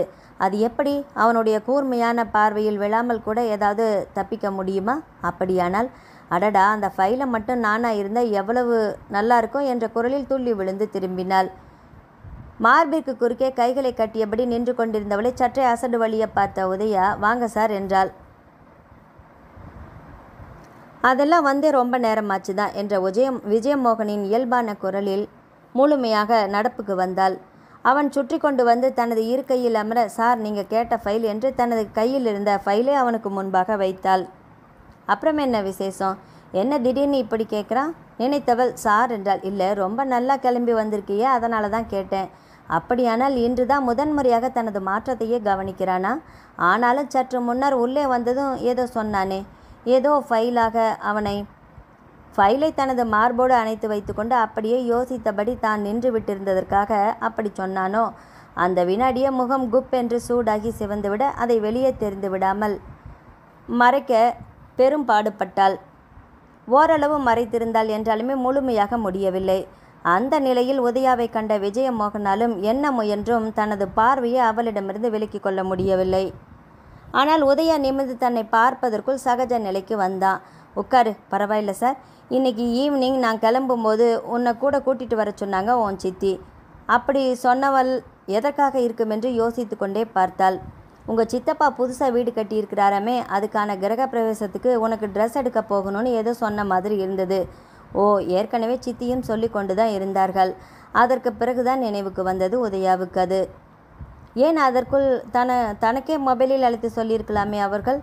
என்ன யோசனை? வேறு ஏதாவது முக்கியமான நினைவு? இல்லை, நானே வேணும்னா பஸ்ஸில் போய்க்கிறேனே, உங்களுக்கு எதுக்கு வீண் சிரமம்னு தான். எனக்கா? என் காருக்குன்னு சொல்லு. அது கூட சிரமம் இல்லையே. உன்னை மாதிரி இன்னும் 10 பேரை கூட என்னோட கார் தாங்கும். அதற்கு பிறகு மாலை வரை வேறு எதை பற்றியுமே யோசிக்கக்கூட முடியாத அளவுக்கு இருவருக்குமே வேலை சரியாக இருந்தது. என்ன கிளம்பலாமா என்று விஜயமோகன் கேட்டதற்கு பிறகுதான் நேரம் 5:30க்கு மேல் ஆகிவிட்டதையே உணர்ந்தாள். நான் வேணும்னா நாளைக்கு, இன்னைக்கு எல்லாருக்குமே ட்ரெஸ் பர்ச்சேஸ் பண்ணுற வேலை முடிச்சாகணும்னு சொல்லிட்டு இருந்தாங்க. மற்றபடி உன் இஷ்டம். சரி சார், கிளம்பலாம். சில வினாடிகளில் ஹேண்ட்பேக்குடன் வந்து நின்றிருந்தாள் உதயா. ஏனோ விஜயமோகனுடன் தான் காரில் செல்ல வேண்டும் என்ற எண்ணமே உதயாவை ஒரு வழியாக இம்சை செய்ய ஆரம்பித்தது. சில நிமிடங்களில் இருவரும் காரை அடைந்திருக்க டிரைவர் சீட்டில் தான் ஏறி அமர்ந்து கொண்டு தனக்கு பக்கவாட்டில் இருந்த முன்பக்க கார் கதவை உதயாவுக்காக திறந்து விட்டான். நான் வேண்டுமானால் பின்னால் அமர்ந்து கொள்ளட்டுமா என்று கேட்க நினைத்தவள் பிறகு வேண்டாம் என்று பேசாமல் ஏறி அமர்ந்து கொண்டாள். விஜயமோகனின் அருகாமையும் ஸ்டியரிங்கை பிடித்திருந்த அவனுடைய வலிய கரங்களும் தன்னை என்னவோ செய்ய வெளியே வேடிக்கை பார்த்து கொண்டே வருவதைப் போல முகத்தை திருப்பிக் கொண்டாள். உதயாவின் முயற்சி விஜயமோகனுக்கும் புரியாமல் இல்லை. வேணும்னா காரை நிறுத்துறேன், இறங்கி கூட கொஞ்ச நேரம் நின்று பார்க்குறியா? அப்படி கேட்டவனை சட்டென்று திருப்பி பார்த்த உதயாவுக்கு அதற்கு பிறகுதான் கேலியாக கேட்டிருக்கிறான் என்பதே புரிந்தது. ஃப்ரீயாக உட்காந்துட்டு வாயேன் என்றவனின் வார்த்தை அவளை இயல்பாக அமர்ந்து கொள்ள செய்தது. அதாவது முயன்று தன்னை அப்படி காட்டிக்கொள்ள. அப்புறம் ஊருக்கு எல்லாம் போகலையா? இல்லை சார், டியூட்டி டைம் வேணும்னா சார் மோரெல்லாம் போட்டுக்கலாம், மற்ற டைம்லலாம் வேண்டாம். அப்புறம் நான் எப்படி கூப்பிட்றதா என்று கேட்டவள் அதற்கு பிறகுதான் தான் அவசரப்பட்டு விட்டதையே உணர்ந்தாள். பேர் சொல்லித்தான், அது எப்படி முடியும்? என்ன பார்க்குற? ஒன்றுமில்லை சார் என்று விட்டவள் அடுத்த வினாடியே ஓகே ஓகே சார், சார் வாபஸ் என்றாள். அப்புறம் என்ன பேசிகிட்டு இருந்தோம்? ஏன் ஊருக்கு போகலை? சித்தி வீட்டு கிரகப்பிரவேசத்துக்கு அம்மாவும் தங்கையும் இங்கேயே வருவாங்க, அதுதான். ஓ, ஹாஸ்டலில் சௌகரியமெல்லாம் எப்படி இருக்குது? ரொம்ப நல்லா இருக்குது சா என்று சொல்ல வந்தவள் உடனே மேலே பேச முடியாமல் பேச்சை நிறுத்தி கொண்டாள். நினச்சேன். அப்படி சொன்னவனை புரியாமல் பார்த்தாள் உதயா. அதுதான் ரொம்ப சேஞ்ச் ஆயிட்டியே, அதை தான் சொன்னேன். எங்க சார் இந்த வழியா என்று ஆரம்பித்தவள் விஜயமோகனின் பார்வையில் எங்கே இந்த வழியா என்று கேட்டாள். குட் என்று புன்னகை செய்தவன் உன்னை கடத்திட்டு போக போகிறேன் என்றான். சரிதானே, போலாம். அட, முரண்டு பிடிச்சு கத்தி அழ வேண்டாமா? சே போ, எனக்கு கடத்திட்டு போகிற இன்ட்ரெஸ்டே போயிடுச்சு. இப்பொழுது நன்றாகவே சிரித்த உதயா உங்கள் கூட நான் சந்தோஷமாகவே வருவேன் என்றாள். அப்படியா? சரிதான். அப்போ நினச்ச காரியம் சுலபமாக முடிஞ்சிடும். அப்படி என்ன நினச்சிங்க? வேற என்ன? உன்ன மாதிரி அழகான வயசு பொண்ணு எதுக்கு கடத்திட்டு போவாங்களா? யாரும் இல்லாத ஒரு தனிமையான இடத்துக்கு கூட்டிகிட்டு போய் உன்னை பல்ல உடைப்பேன் என்றவள் அப்படியெல்லாம் நடந்துக்கிட்டிங்கன்னா தான் பயப்படாதீங்க என்று சிரித்து கொண்டே சொன்னாள். அடடா, அப்போ ரொம்ப இன்ட்ரெஸ்டிங்காகல இருக்கும் போல இருக்குதே என்றவனாலும் இப்பொழுது புன்னகையை கட்டுப்படுத்தி கொள்ள முடியவில்லை. என்னது, உங்கள் பல் உடைஞ்சு போகிறதா? நீ பல்ல உடைக்கிற வரைக்கும் நான் என்ன பார்த்துட்ருப்பேனா? உனக்கு பல்ல காட்டிகிட்ருப்பேன்னு நினச்சியா? யாருக்கு தெரியும்? அந்த மாதிரி ஒரு நிலைமை வரும்போது தான் சொல்ல முடியும் என்று ஏதேதோ சொல்லி சமாளித்தவளிடம் சரி இந்த சாப்பிடு என்று சூடான ஒரு டிஃபன் பிளேட்டை கையில் கொடுத்திருந்தான் விஜயமோகன். அதற்கு பிறகுதான் ஒரு டிரைவினில் கார் நின்று வெகு நேரம் ஆகிவிட்டதையே உணர்ந்தாள் உதயா. விளையாட்டாகத்தான் என்றாலுமே என்னவெல்லாம் பேசிவிட்டோம் என்று அவள் லேசாக தயங்க, ஐயோ அடிச்சிடாதீங்க மேடம், நான் இல்லை என்று பயந்தவன் போல சொன்னான் விஜயமோகன். அவனுடைய பாவனையில் அது உங்கள் கையில் தான் இருக்குது என்று சொல்லி சிரித்தாள் உதயா. அதற்கு பிறகு அவர்களிடையே இருந்த ஏதோ ஒரு தடை அகன்று விட்டார் போல இருக்க சற்று மனம் விட்டு பேசிக்கொள்ள ஆரம்பித்தார்கள் இருவரும். கடந்த 1 மாதமாகவே தனது மொபைலுக்கு ஏதேதோ புது எண்களிலிருந்து அழைப்பு வந்து கொண்டே இருக்க எரிச்சலுடன் பெரும்பாலான நேரங்களில் மொபைலை சுவிட்ச் ஆஃப் செய்து வைக்க தொடங்கிவிட்டிருந்தாள் உதயா. முக்கியமான வேலை நேரங்களில் அப்படி வரும் அழைப்புகளை உதயா நிறைய முறை அட்டன் செய்து பேசியும் இருக்கிறாள். ஒன்று எதிர்முனையிலிருந்து பேச்சே வராது, அதற்கு மேலே வந்தாலுமே உருப்படியாக எதுவும் இருக்காது. அதற்கு பிறகுதான் அது பேச வேண்டுமென்ற நோக்கத்துடன் வரும் அழைப்புகளோ அல்ல என்பதை புரிந்து கொண்டாள். யாரோ வேண்டுமென்றே விளையாடுகிறார்கள் என்பது மட்டும் புரிந்தது. ஆனால் அதற்கும் ஒரு வரைமுறை இருக்கிறதல்லவா? 2-3 நாட்களுக்கு ஒரு முறை என்றால் பரவாயில்லை. இப்பொழுது தினமுமே அந்த மாதிரியான அழைப்புகளே வந்து கொண்டிருக்கிறது. கோபத்தின் எல்லைக்கே சென்றிருந்தாள் உதயா. இன்னும் அந்த ராஸ்களுக்கு பயந்து கொண்டு ஆஃப் செய்து வேறு வைக்காமல் இருந்தாள். இனி ஒரு முறை வரட்டுமே, பார்த்து கொள்கிறேன், மனதிற்குள் கோபத்துடன் நினைத்து கொண்டாள். ஆனாலும் வேலை நேரத்தில் வேண்டாம் என்று மொபைலை ஆஃப் செய்து கைப்பையில் போட்டுக்கொண்டு கிளம்பினாள். தனது இடத்திற்கு சென்று கைப்பையை வைத்துவிட்டு வந்தவளுக்கு எம்டி ரவுண்ட்ஸ் கிளம்பிவிட்டது தெரிந்தது. தான் அறைக்கு சென்று முதலில் செய்து முடிக்க வேண்டிய வேலைகளை மும்மரமாக பார்த்தாள். குட் மார்னிங் என்ற குரலில் திரும்பினாள். Good morning sir. தன்னிடத்தில் வந்து அமர்ந்த விஜயமோகன் ஏன் சிரிக்கிறேன் என்று கேட்டான். ஒன்றுமில்லை. அப்போ நிச்சயம் என்னவோ இருக்குது. உங்களுக்கு ஃபோன் வந்தது. அது தினமும் வர்றது தானே? குடு. யார் கூட கூப்பிட்டாங்க? இது பர்சனல் ஃபோன். புரிகிற மாதிரி சொல்ல என்ற விஜயமோகனிடம் மாயா கூப்பிட்டுருக்காங்க என்றாள். என்னவா? எரிச்சலுடன் கேட்டவனை பார்த்த உதயாவால் ஏனோ அவனிடம் மாயா சொன்னதை அப்படியே சொல்ல முடியவில்லை. சொல்லு. கூடிய சீக்கிரம் உங்களுக்கும் மாயாவுக்கும் மேரேஜ் ஃபிக்ஸ் ஆக போகுதான். அதனால் முடிஞ்ச அளவுக்கு இல்லை ஒரேடியாகவே என்னை இங்கேருந்து கிளம்ப சொல்லிட்டா. வேறு வேலை வேணும்னா வாங்கி தர்றாங்களாம், இல்லைன்னா நடக்கிறதே வேறன்னு கோபமாக இன்னும் ஏதேதோ பேசிகிட்டே போனாங்க. அவள் இன்னும் அந்த எண்ணத்தை மாற்றிக்கொள்ளவே இல்லையாம்மா. என்ன சார்? அதை விடு. அவள் இன்னும் என்ன வேணும்னாலும் சொல்லிட்டு போகட்டும். முதல்ல வேலை நேரத்தில் அதுவும் உனக்கு கூப்பிட்டுருக்கானா? நிச்சயமாக இதை அவள் நாகரிகமான வார்த்தைகளை பயன்படுத்தி சொல்லியிருக்கவே மாட்டாள் என்பதை விஜயமோகனாலும் யூகிக்க முடிந்தது. இன்னும் உதயாவை என்ன மாதிரியெல்லாம் பேசினாலோ முதலில் இதற்கு ஒரு முற்றுப்புள்ளி வைத்தே ஆக வேண்டும். நீங்கள் முதல்ல இப்படியெல்லாம் இல்லையாமே. உங்ககிட்ட இப்போ பேசுகிறதுக்கே ரொம்ப பயமாக இருக்குதாமே. இன்னொரு முறை என்னை பேச வைக்க வேண்டாம்னு கேட்டுக்கிட்டா. வேலையை பார்க்கலாமா? விஜயமோகனின் கடுமையான வார்த்தைகளில் செய்வதறியாத அவனை பார்த்தாள் உதயா. இதை இப்போ நான் உங்ககிட்ட சொல்லாமல் கூட விட்டுருக்கலாம். ஆனால் மாயா இப்படி என்னை கூப்பிட்டு பேசுறது இது 4வது முறை. என்ன திமிர்! இனி அவளுடைய பெற்றவர்களிடம்தான் பேசியே ஆகணும். பிறகு தனது தாயிடம் அவளை மணந்து கொள்வதை விட வாழ்க்கை முழுக்க திருமணம் செய்து கொள்ளாமலே இருந்து விடலாமே என்று பேச வேண்டும். நான் வேணும்னா வேறு வேலையை மூட்டைப்பூச்சிக்கு பயந்துட்டு வீட்டை எரிச்ச கதையாக இல்லை போயிட்டுருக்குது. 1 வருஷத்துக்கு முன்னாடி மாயாவோட பேரண்ட்ஸும் எங்கள் அம்மாவும் பேச்சுவாக்கில் பேசியிருக்காங்க. முதல்ல தங்கச்சிங்க கல்யாணம் முடியட்டும்னு நான் அப்போ அந்த பேச்சுக்கு முற்றுப்புள்ளி வச்சுருந்தேன். எது எப்படியோ உலகத்தில் வேறு பொண்ணுங்களே இல்லைன்னா கூட நான் மாயாவை கல்யாணமே பண்ணிக்கிறது முடியாத காரியம். அதை தன்னிடம் சொல்கிறானா அல்லது தனக்கு தானே சொல்லிக் கொள்கிறானா? சரி, நான் சொல்கிற வேலைகளை நோட் பண்ணிக்கோ என்ற விஜயமோகனை பார்த்தவள் அப்போ இன்னொரு முறை மாயா கிட்ட நான் வேணும்னா ஒன்று பண்ணலாமா என்று அவள் பேசாமல் பார்க்க, நாம் 2 பேருமே ஒருத்தருக்கு ஒருத்தர் விரும்புகிறதா சொல்லிடலாமா? எல்லாம் சரியாக போயிடும். உதயாவிற்கு எங்கிருந்து தான் அவ்வளோ கோபம் வந்ததோ தெரியவில்லை. என்ன மிஸ்டர், நீங்கள் எல்லாரும் ஒன்று சேர்ந்துட்டு விளையாடுறீங்களா? இல்லை நீங்கள் தான் அவங்கக்கிட்ட சொல்லி கொடுத்து இப்படியெல்லாம் ஃபோன் பண்ண சொல்லி மிரட்டுறீங்களா? இதெல்லாம் இவ்வளவு புனிதமான விஷயங்கள் தெரியுமா? இதெல்லாம் எவ்வளவு புனிதமான விஷயங்கள் தெரியுமா? இதில் எல்லாம் கூடவா இப்படி விளையாடுவாங்க?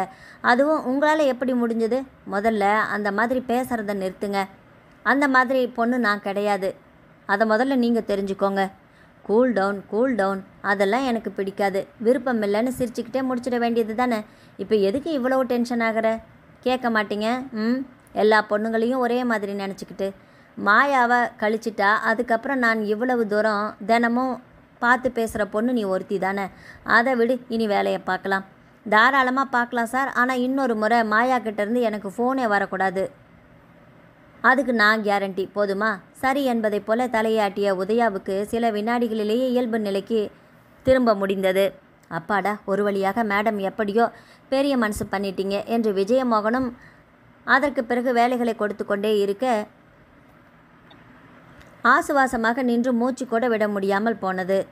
அதைத்தான், அதாவது அந்த மாதிரி ஒரு நிலையைத்தான் அவள் எப்பொழுதுமே விரும்புகிறவளும் கூட என்பதால் காலையில் நடந்தவற்றையெல்லாம் விடுதிக்கு சென்று சேரும் வரை மறந்தும் கூட போயிருந்தாள். ஆம், விடுதிக்கு செல்லும் வரை மட்டும்தான். அன்று விடுதியில் அவள் மட்டும் தனியாகத்தான் இருந்தாள். வாணிசிறி வீட்டில் ஏதோ விசேஷமென்று கிளம்பி சென்று 3 நாட்கள் ஆகியிருந்தது. செய்ய வேலையொன்றும் இல்லாமல் அமர்ந்து விட்டிருந்தவளுக்கு அன்று காலையிலிருந்து நடந்தது ஒவ்வொன்றாக நினைவுக்கு வந்தது. மாயா பேசியதையெல்லாம் நினைத்து பார்த்தவளுக்கு, என்ன பெண் இவள், இப்படியெல்லாம் கூட உலகத்தில் மனிதர்கள் இருப்பார்களா என்று காலையில் வந்தது போலவே அப்பொழுதும் கோபமாகவே நினைத்தாள். மாயா பேசியபோது விஜயமோகனிடம் அவள் சொன்னதெல்லாம் 10ல் 1 பங்கு மட்டும்தான். அப்பப்பா, என்னென்ன வார்த்தைகள், எவ்வளவு கீழ்த்தரமான எண்ணம் அவளுக்கு தன்னை பற்றி. சில வினாடிகள் தான், உடனே அவளை எல்லாம் ஒரு பொருட்டாக கூட தான் மதிக்கக்கூடாது என்று நினைத்தாள். அதோடு தன்னை விரட்டி அடிப்பது ஒன்று மட்டுமே அவள் குறி. அவள் தன்னிடம் நடந்து கொள்வதை உதயாவால் புரிந்து கொள்ள முடிந்தது. ஆனால் இனிமேல் அதை பற்றி எல்லாமே நான் யோசிக்க தேவையே இருக்காது. அதுதான் விஜயமோகனிடமே சொல்லிவிட்டோமே என்று நிம்மதியாக நினைத்து கொண்டாள். ஆனால் அதற்கு அவன் தன்னிடம் கேட்டது, ஒருவேளை தன்னை உளவு பார்க்கத்தான் திடீரென்று அப்படி கேட்டானோ? அவனுடைய முகத்திலும் கண்களிலும் அப்பொழுது தெரிந்த அந்த புன்னகை அப்படித்தான் என்று சொல்லாமல் சொல்லியது போல. இன்னும் எத்தனையோ எண்ணி பார்த்து நெஞ்சு படபடவென்று அடித்து கொள்ள நின்றாள். அப்படியானால் இல்லை, விஜயமோகன் சும்மா விளையாட்டுக்குத்தான் அப்படி கேட்டிருப்பான். அன்னைக்கு கூட காரில் அவனுடன் சித்தி வீட்டுக்கு போகும்போது கூட அவன் இதே போல தானே ஏதேதோ சொன்னான். அப்படித்தான் இருக்க வேண்டும். அதிலும் அவனுக்கும் நமக்கும் ஏணி வைத்தால் கூட எட்டுமா? அவனுடைய ஸ்டேட்டஸ் என்ன? அடுத்த வேளை உணவிற்கே வேலை செய்தாக வேண்டிய தன்னுடைய நிலைதான் என்ன? முட்டாள்தனமான கற்பனைகளை வளர்த்து கொண்டு இருப்பதையும் கெடுத்து கொள்ளாமல் இருக்க முதலில் முயற்சி செய்ய வேண்டும். ஆனால் அதற்கு விஜயமோகன் விடுவானா? தனது எண்ணம் போகும் போக்கை நினைத்து தனக்குத்தானே சிரித்து கொண்டாள் உதயா. தன்னிடம் மட்டுமா அவன் நகைச்சுவையாக பேசுகிறான்? அவனுடைய சுபாவமே அப்படித்தானே இருக்கிறது. தொடர்ந்து நடந்ததையெல்லாம் யோசித்து கொண்டே சென்றவளுக்கு நிச்சயம் தான் மாறித்தான் ஆக வேண்டும் என்று தோன்றத் தொடங்கிவிட்டது. வா உதயா, வரலாம் சித்தி. அப்புறம் எல்லாரும் எங்கே? அக்காவையும் வித்யாவையும் ரிசீவ் பண்ணுறதுக்காக அரவிந்தும் அபிஷேக்கும் காரை எடுத்துகிட்டு ரயில்வே ஸ்டேஷன் போயிருக்காங்க. அட, கொஞ்சம் முன்னாடி வந்திருந்தா நானும் கூட போயிருக்கலாம் போலிருக்கே. அது சரிதான் உதயா. அப்புறம் திரும்பவும் உன்னோட டியூட்டி டைம் கணக்கு போட்டு பார்த்துட்டு லேட் ஆகிடுன்னு கிளம்பிட்டாங்க. சரி வாடாம்மா, வந்து சாப்பாடு ஏதாவது எடுத்துக்கோ. எடுத்துக்கலாம் சித்தி. அப்புறம் நாளைக்கு மறுநாள் கிரகப்பிரவேசமாச்சே, அதுக்கு வேலைகள் நிறைய இருக்குன்னு சொன்னீங்களே, செய்யலாமா? அதெல்லாம் பெருசாக ஒன்றும் இல்லை. ஃபுட் கேட்டரிங் டிபார்ட்மெண்ட்டுக்கு சொல்லியாச்சு. நாளைக்கு ஒரு நாள் முன்னாடியே வர்றவங்களுக்கு எல்லாத்தையுமே பார்த்து செய்யணும் நாம், அவ்வளவுதான். அதுக்கு கூட அக்கா வர்றாங்களே, அப்புறம் நீ வித்யா. அது சரிதான் சித்தி என்றவளுக்கு தாயையும் தங்கையையும் எப்போது பார்ப்போம் என்று ஆவலாக இருந்தது. அதே நேரம் வீட்டுக்குள் வந்தவர்களை தனது சித்தியோடு சேர்த்து தானும் வரவேற்றாள். சித்தியிடம் 2 வார்த்தைகள் பேசியிருந்த வித்யா உடனே வா வக்கா என்று தன்னை நோக்கி திரும்பியிருக்க, அட வித்யா, என்ன இப்படி ஊதிட்ட என்று கேட்டாள் உதயா. ஆனால் நீ ரொம்ப க்யூட் ஆயிட்டியாக்கா. அப்படியா? எப்படி இந்த அளவுக்கு என்றாள். அது சரிதான், நீதான் எப்பவுமே அழகாச்சே என்று உடனே மீண்டும் சொன்னாள். ஆனால் அதற்குள் உதயா திரும்பி தனது தாயுடன் பேச ஆரம்பித்து விட்டிருக்க, எனக்கு என்னம்மா, அப்புறம் உனக்கு இங்கே எல்லாமே சௌகரியமாக இருக்கா? வேலை பரவாயில்லையா என்று தனது பெரிய மகளையும் அவளுடைய அழகான மாற்றங்களையும் ஆசையாக பார்த்தார் வச்சலா. எல்லாமே சௌகரியமாக இருக்குமா என்றவள், என்ன இப்படி அழைச்சிட்டிங்க? ஹலோ, அதெல்லாம் அம்மாவும் ஒன்றும் இலைக்கல, நானும் ஒன்றும் ஊதலை. உன் கண்ணில் தான் ஏதோ பிரச்சனை. மேடம் முதல்ல போய் செக் பண்ணுங்க கண்ணை என்று வந்தாள் வித்யா. அதே நேரம் உதயாக்கா சொல்கிறது சரிதான், நீ நல்லா தின்னு கொழுத்து தான் போயிருக்கிற என்று அரவிந்த் வர, டே அவள் என்னைக்கிடா உதயாக்கா மாதிரி ஸ்லிம்மாக அழகாக இருந்தா? அவள் என்றைக்குமே எரும மாடு தானே என்றான் அபிஷேக். பாருங்கம்மா இவனுங்களே என்று வித்யா தனது தாயிடம் கை காட்ட, சரிதான் போங்கடா, அவங்க இப்போ தான் வந்திருக்காங்க, முதல்ல வயிற்றுக்கு எதையாவது எடுத்துக்கிட்டோம் என்று டிஃபன் பிளேட்டுடன் வந்தார் வனஜா. அட இன்னுமா என்று அபிஷேக் பாவனையுடன் சொல்ல, நீ எதுவுமே சொல்லாதடா தடியா என்று அவனை பார்த்து ரோசத்துடன் சொன்னாள் வித்யா. அப்படி சொன்ன வித்யாவும் உதய அளவிற்கு இல்லாவிட்டாலும் பார்ப்பதற்கு அழகாகவே இருந்தாள். அதே சமயம் தனது சித்தப்பாவும் அவரை தொடர்ந்து விஜயமோகனும் உள்ளே வர அதை முதலில் கவனித்தது உதயா. வாங்க வாங்க என்று சித்தப்பா தனது தாயுடன் பேச ஆரம்பித்திருக்க, அதே சமயம் விஜயமோகனை வரவேற்ற வனஜா தனது உடன் பிறந்த அக்காவையும் அக்காவின் சிறிய மகளையும் அவனுக்கு அறிமுகப்படுத்தினார். அதே போல அவர்களுக்கும் தோற்றத்தில் எளிமையாக இருந்தாலுமே பார்ப்பதற்கு வனஜா ஆண்டியை விடவும் கூட நன்றாக இருந்த உதயாவின் தாயிடம் தானும் சில வார்த்தைகள் பேசினான் விஜயமோகன். உதயா யாரைப் போல என்பதும் புரிந்தது. அப்புறம் யாரெல்லாம் சைட்டுக்கு வர்றீங்க, வர்றவங்க சீக்கிரம் கிளம்புங்க என்ற வாசுதேவனின் வார்த்தைகளில் நான் நீ என்று கிட்டத்தட்ட சிறியவர்கள் அனைவருமே கிளம்பிவிட்டார்கள். வாங்க உதயாக்கா. இல்லை அரவிந்த், நான் வரல. அட வாக்கா என்று வித்யாவும் அழைக்க, இல்லை நான் வரலை என்று ஒரேடியாக மறுத்துவிட்டாள் அவள். டிஃபன் எதுவும் வேண்டாம் என்று விட்டு டீயை குடித்துவிட்டு அனைவருமே கிளம்பிவிட்டார்கள். தனது தாயும் சித்தியும் பேசிக்கொண்டே சமையல் அறையில் ஏதோ வேலையை பார்த்து கொண்டிருக்க பின்னால் இருந்த மல்லிகை கொடியில் பூக்களை பறிப்பதற்காக கூடையுடன் வந்தாள் உதயா. அவளுடைய எண்ணங்களும் விஜயமோகனை சுற்றித்தான் ஓடிக்கொண்டிருந்தது. நேற்று காலைக்கு பிறகு அவன் தன்னிடம் முகம் கொடுத்து பேசவில்லையோ என்று 100வது முறையாக அப்பொழுதும் தோன்றியது. அந்த எண்ணத்தை மண்டையில் ஒரு கொட்டு வைத்து அடக்கினாள். நல்லதென்று நிம்மதியுடன் நினைத்து கொண்டு போகாமல் இதென்ன மனம் இப்படி முரண்டு பிடிக்கிறது எரிச்சலுடன் நினைத்தாள். ஒருவேளை இவன் இனிமே எப்பொழுதுமே தன்னிடம் இப்படிதான் நடந்து கொள்வானா? மனம் வலிக்க அப்படித்தான் என்ற முடிவுக்கே வந்தாள். இல்லை என்றால் அன்று போல இன்றும் தன்னை உடன் அழைத்து கொண்டு வந்திருப்பான் இல்லையா? தனது கையில் இருக்கும் மொபைல் ஒலிக்க ஏதோ கனவிலிருந்து விடுபட்டவள் போல நடப்புக்கு வந்தாள். அவள் அப்போதிருந்த மனநிலைக்கு அந்த எந்த எண்ணிலிருந்து வந்த அழைப்பு என்று பார்க்காமல் அட்டன் செய்து காதில் வைத்தவள் ஹலோ என்றாள். எப்பொழுதுமே எதிர்முனையில் மௌனம். டேய், உன் மனசில் நீ என்னடா நினச்சிட்ருக்கிற என்று கேட்டவள் அவன் கூலாக உன்னைத்தான் என்று சொல்வான் என்று சற்றுமே எதிர்பார்க்கவில்லை. சில வினாடிகளில் தன்னை சமாளித்து கொண்ட உதயா மீண்டும் பேசத் தொடங்குவதற்குள் அந்த அழைப்பை துண்டித்திருந்தான். கோபத்துடன் அவள் மீண்டும் அழைத்தும் பலனில்லை. நாட் ரீச்சபிள் என்றே பதில்தான் வந்தது. நாளை மறுநாள் கிரகப்பிரவேசம் என்பதால் நாளை அவசியம் இருந்தால் விடுமுறை எடுத்துக்கொள் என்றான் விஜயமோகனும். ஆனால் வீட்டில்தான் வேலையொன்றும் பெரிதாக இல்லையே. சித்தியிடம் கேட்டதற்கு அவரும் அவசியமில்லை என்று சொல்லிவிட கிளம்பு என்றுவிட மனதிற்குள் சற்று நிம்மதியாக கூட உணர்ந்தாள். முதல் 2 நாட்களைப் போலவே அன்றும் அவசியத்திற்கு தவிர விஜயமோகன் எதையுமே பேசாதது ஏமாற்றத்தை தான் அளித்தது. மாலை கிளம்பும் வரையும் கூட அதே நிலைதான். ஆனால் என்ன வாழ்க்கை இது என்று சலித்து கொண்டு வழக்கத்தை விடவும் முன்னதாகவே கிளம்பி சென்று விட்டாள். மேலும் ஏதாவது சொல்வானா என்று சில வினாடிகள் நின்று பார்த்துவிட்டு அதற்கு பிறகே கைப்பையை எடுப்பதற்காக தன்னுடைய இடத்திற்கு வந்தாள். உதயாவின் நிலை புரிய மனதிற்குள் புன்னகை செய்து கொண்டா விஜயமோகன். உன் மனதை உனக்கு புரிய வைக்க இதை தவிர எனக்கு வேறு வழியே தெரியவில்லை என்று தனக்கு தானே சொல்லிக் கொண்டான். சில வினாடிகளில் கைப்பையுடன் விடை பெற்று கொள்ள வந்தவளிடம் தலையை மட்டும் லேசாக அசைத்து விடை கொடுத்தான். புதுமனை புகு விழாவிற்காக தனது சித்தி எடுத்து கொடுத்திருந்த அந்த விலை உயர்ந்த பட்டுச் சேலையில் அதற்கு தகுந்தாற் போன்ற ஆபரணங்களை அணிந்து பார்க்கவே தேவதை போல இருந்தாள் உதயா. அப்படியும் அவள் ஒன்றும் அதிகப்படியான ஒப்பனைகள் எதையும் செய்து கொண்டிருக்கவில்லை. சொந்தங்கள், வாசுதேவனின் தொழில் நண்பர்கள், அறிந்தவர்கள், தெரிந்தவர்கள் என்று விசேஷத்திற்கு வந்திருந்தவர்கள் பெரும்பாலானோரின் பார்வை உதயாவின் மீதுதான் இருந்தது. உதயா தனது சித்தி அழைப்பது கேட்க அருகில் சென்று சொல்லுங்கள் சித்தி என்றாள். ஒரு சின்ன உதவிமா, அபிஷேக்கை கூட்டிட்டு கொஞ்சம் நம்ம வீடு வரைக்கும் போயிட்டு வர முடியுமா? சரி சித்தி சொல்லுங்க என்று அவர் சொன்னதையும் கேட்டுக்கொண்டவள் இதோ உடனே கிளம்பிடுறேன் சித்தி என்று தனது தம்பிகளை தேடினாள். என்னக்கா யாரை தேடுற என்ற தங்கையிடம் அபிஷேக் அரவிந்த யாரையும் காணலையே, எங்கே போயிட்டாங்க என்று கேட்டாள். அவங்க 2 பேரும் தனித்தனியாக வெளியே போயிருக்கிறாங்க. அபிஷேக் ஒருத்தங்களை ட்ராப் பண்ண போனான், அரவிந்த் யாரையோ கூட்டிகிட்டு வந்துடுறேன்னு சொல்லிட்டு போனான். ஓ என்றவள் என்ன செய்வதென்று தனது சித்தியிடமே கேட்கலாம் என்று திரும்ப போனாள். ஆனால் அதே நேரம் ஆன்ட்டி சொன்னாங்க வா என்று தன்னை நோக்கி வந்திருந்த விஜயமோகனிடம் பரவாயில்ல நான் வேணும் என்று முழுமையாக சொல்ல முடியாமல் மென்று விழுங்கினாள். யோசிச்சுட்ருக்கிறதுக்கெல்லாம் டைமே இல்லை. அதோட இன்னும் உன்னை ஒன்றும் அப்படியே கடிச்சு தின்னுட மாட்டேன் நானும், கிளம்பு.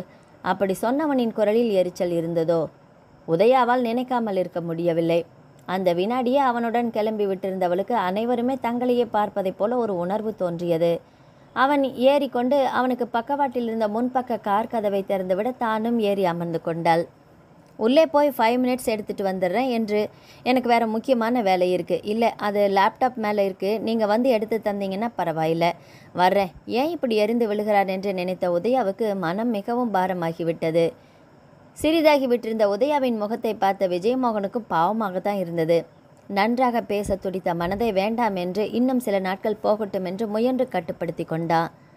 அதற்கு பிறகு வீடு வந்து சேரும் வரை இருவருமே பேசிக்கொள்ளவில்லை. உதயா கேட்டுக்கொண்டது போல இறங்கி அவளுடைய வீட்டிற்கு வந்திருந்தான். எதை எடுக்கணும் சீக்கிரம் சொல்லு என்றான். இங்கே ஸ்டோர் ரூமில் இருக்கிற இந்த பெட்டி தான் என்று உதயா அவனை அழைத்து காட்ட தள்ளு என்று அருகில் இருந்த ஸ்டூலை இழுக்க போனான். அதே நேரம் ஒரு பெரிய பூரான் தனது கால் அருகிலேயே வந்திருக்க பயமும் அருவெறுப்பும் போட்டி போட வேகமாக 2 அடி பின்னால் வந்தாள் உதயா. அதாவது அவளை அறியாமலேயே விஜயமோகனின் மேல் வந்து மோதியிருந்தாள். ஆனால் அதே நேரம் தன்மேல் வந்து மோதிக்கொண்டு நின்றவளிடமிருந்து அனிச்சை செயலாக சட்டென்று விலகி கொண்டான் விஜயமோகன். அதற்குள் அந்த பூரானும் எங்கோ இடுக்கில் சென்று மறைந்திருந்தது.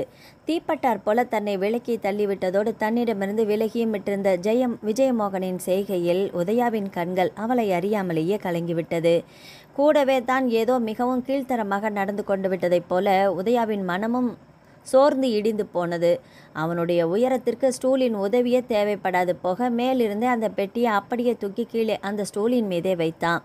என்ன எடுக்கணுமோ எடு என்ற விஜயமோகனின் வார்த்தைகளில் குனிந்து தனது சித்தி சொல்லியிருந்த அந்த கவரை தேடத் தொடங்கினாள் உதயா. ஆனால் கண்களை மறைத்து கொண்டிருந்த கண்ணீர் அதற்கு தடையாக இருக்க கையில் இருந்த கைக்குட்டையால் நாசுக்காக கண்களை துடைத்து கொண்டாள். பூங்குவியல் போல மெருதுவாக தன்மேல் வந்து விழுந்த உதயாவை அப்படியே அள்ளி அணைத்து கொள்ள வேண்டும் போல மனம் துடித்ததில் லேசாக அதிர்ந்து கூட போனான் விஜயமோகன். அதற்கு மேல் அவள் முழுமையாக தன்மேலேயே வந்து விழுந்து விடாமல் பிடித்து நிறுத்த நேர்ந்தும் அவளிடமிருந்து விலக நேர்ந்ததும் அவனை மேலும் ஒரு மாதிரியாகிவிட்டிருந்தது. அனைத்திற்கு மேலாக உதயாவின் கண்ணீரையும் பார்க்க நேர்ந்ததில் எங்கே அங்கேயே நின்று தன்னை கட்டுப்படுத்தி கொள்ள முடியாமல் போய்விடுமோ என்று வெளியிலேயே வந்தான். ஒரு வழியாக சித்தி சொன்ன கவரை எடுத்துக்கொண்டு நிமிர்ந்த உதயா அதற்கு பிறகுதான் விஜயமோகன் அங்கு இல்லாததையே கவனித்தாள். இன்னும் சிறிது நேரம் இங்கிருந்தால் எங்கே தன்மேல் வந்து அட்டையாக ஒட்டி கொண்டு விடுவாளோ என்று பயந்து கொண்டுதான் வெளியே சென்று விட்டான். அப்போதிருந்த மனநிலையில் அப்படித்தான் இருக்கும் என்று முடிவுக்கு அவள் வந்தாள். மனதில் ஒரு வலியுடன் தான். என்ன எடுத்தாச்சா என்ற குரலில் திரும்பியவள் ஆமாம் என்பதைப் போல தலையை ஆட்டினாள். அடுத்த சில வினாடிகள் அங்கிருந்து கிளம்பியிருந்த இருவருமே 10 நிமிடங்களில் புதுமனையை அடைந்திருந்தார்கள். விஜயமோகனுடன் அதுவும் அவனுக்கு இணையாக முன்பக்கமாக காரிலிருந்து இறங்கிய உதயாவை எரித்து விடுவது போல பார்த்தாள் மாயா. என்ன திமிர் இந்த அன்னாடங்காய்ச்சிக்கு, கார் சவாரியா, அதுவும் விஜயமோகனுடனா? நெஞ்சம் கொதித்தது. எப்படியெல்லாம் அலங்கரித்து கொண்டு அதிலும் இப்பொழுது சில நாட்களாக இருக்கின்ற அழகை மிகைப்படுத்தி காட்டும் வித்தையை வெறும் பழகி கொண்டு விட்டிருக்கிறாள். அவள்தான் காணாததை கண்டால் ஆவென்று வாயை பிளந்து கொண்டு வருகிறாள் என்றால் இந்த விஜயமோகனுக்கு புத்தி எங்கே போயிற்று? அவர்களுடைய நெருக்கம் கார் சவாரியோடு மட்டும்தான் நிற்கிறதா, இல்லை அதற்கு மேலுமா?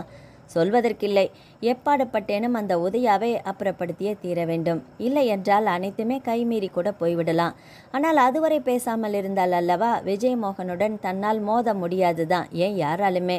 ஆனால் அந்த உதயாவிடம் எளிதாக முடியுமே.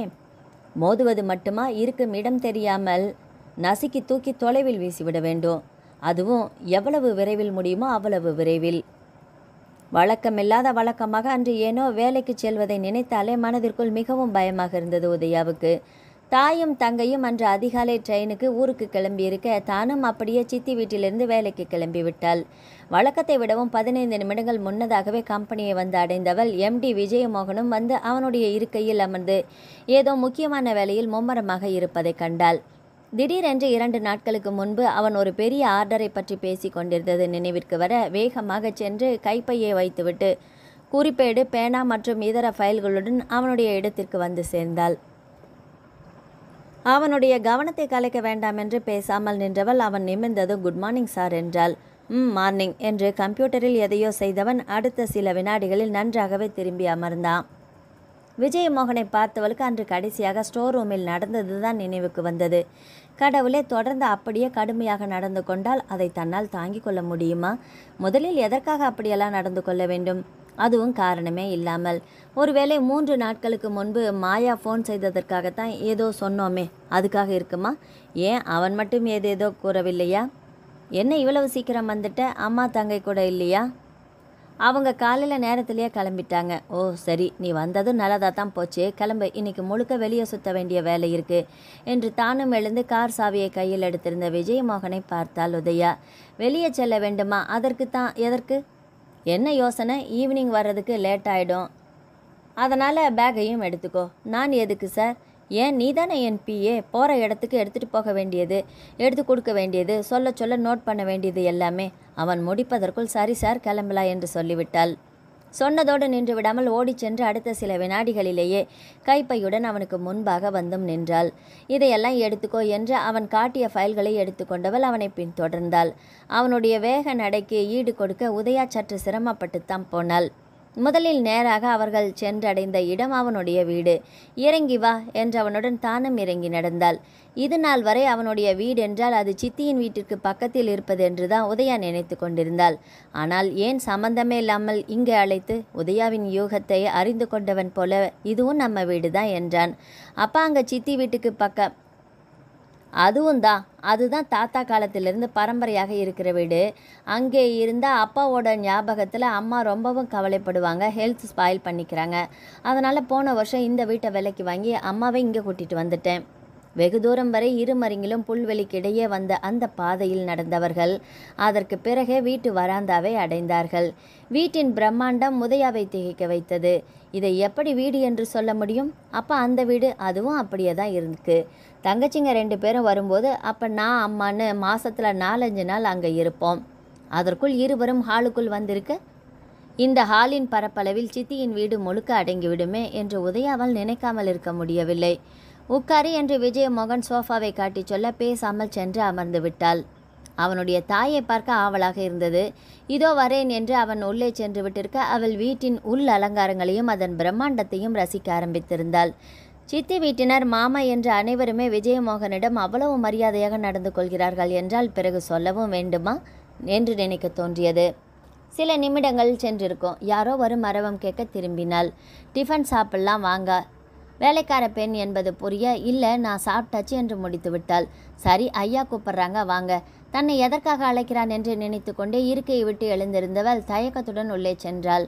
டைனிங் டேபிள் மேல் இருந்த அனைத்து பதார்த்தங்களையும் மற்றொரு முறை பார்த்துவிட்டு அந்த வேலைக்கார பெண்ணும் அங்கிருந்து சென்று விட்டதை கண்டாள் உதயா.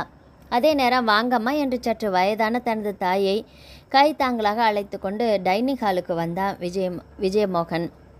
என்ன உட்காரியா நின்றுட்டே இருக்கிற? பரவாயில்ல சார், நான் வேணும்னா ஹாலில் உட்காந்துருக்கிறேனே. லைட்டாக சாப்பிட்லாம் வந்து உட்காரு என்று சற்று அழுத்தத்துடன் சொன்னவன் அப்படியே தனது தாயையும் அழைத்து வந்து டைனிங் டேபிள் சேரில் அமர வைத்திருந்தான். சற்று நன்றாக பார்த்ததில்தான் விஜயமோகனின் தாய்க்கு அப்படி வயது ஒன்று அதிகமாகி இருக்கவில்லை என்பது தெரிந்தது. விஜயமோகன் சொன்னது போல கவலைதான் அவரது தோற்றத்தில் முதுமையை கொண்டு வந்திருக்கிறது. வா உட்காரு என்று விஜயமோகன் மீண்டும் அழைக்க லேசான தயக்கத்துடன் சென்று அமர்ந்தாள். அம்மா என்று தனது தாயை அவளுக்கு அறிமுகப்படுத்தியவன் அவரிடம் உதயாவையும் அறிமுகப்படுத்தினான்.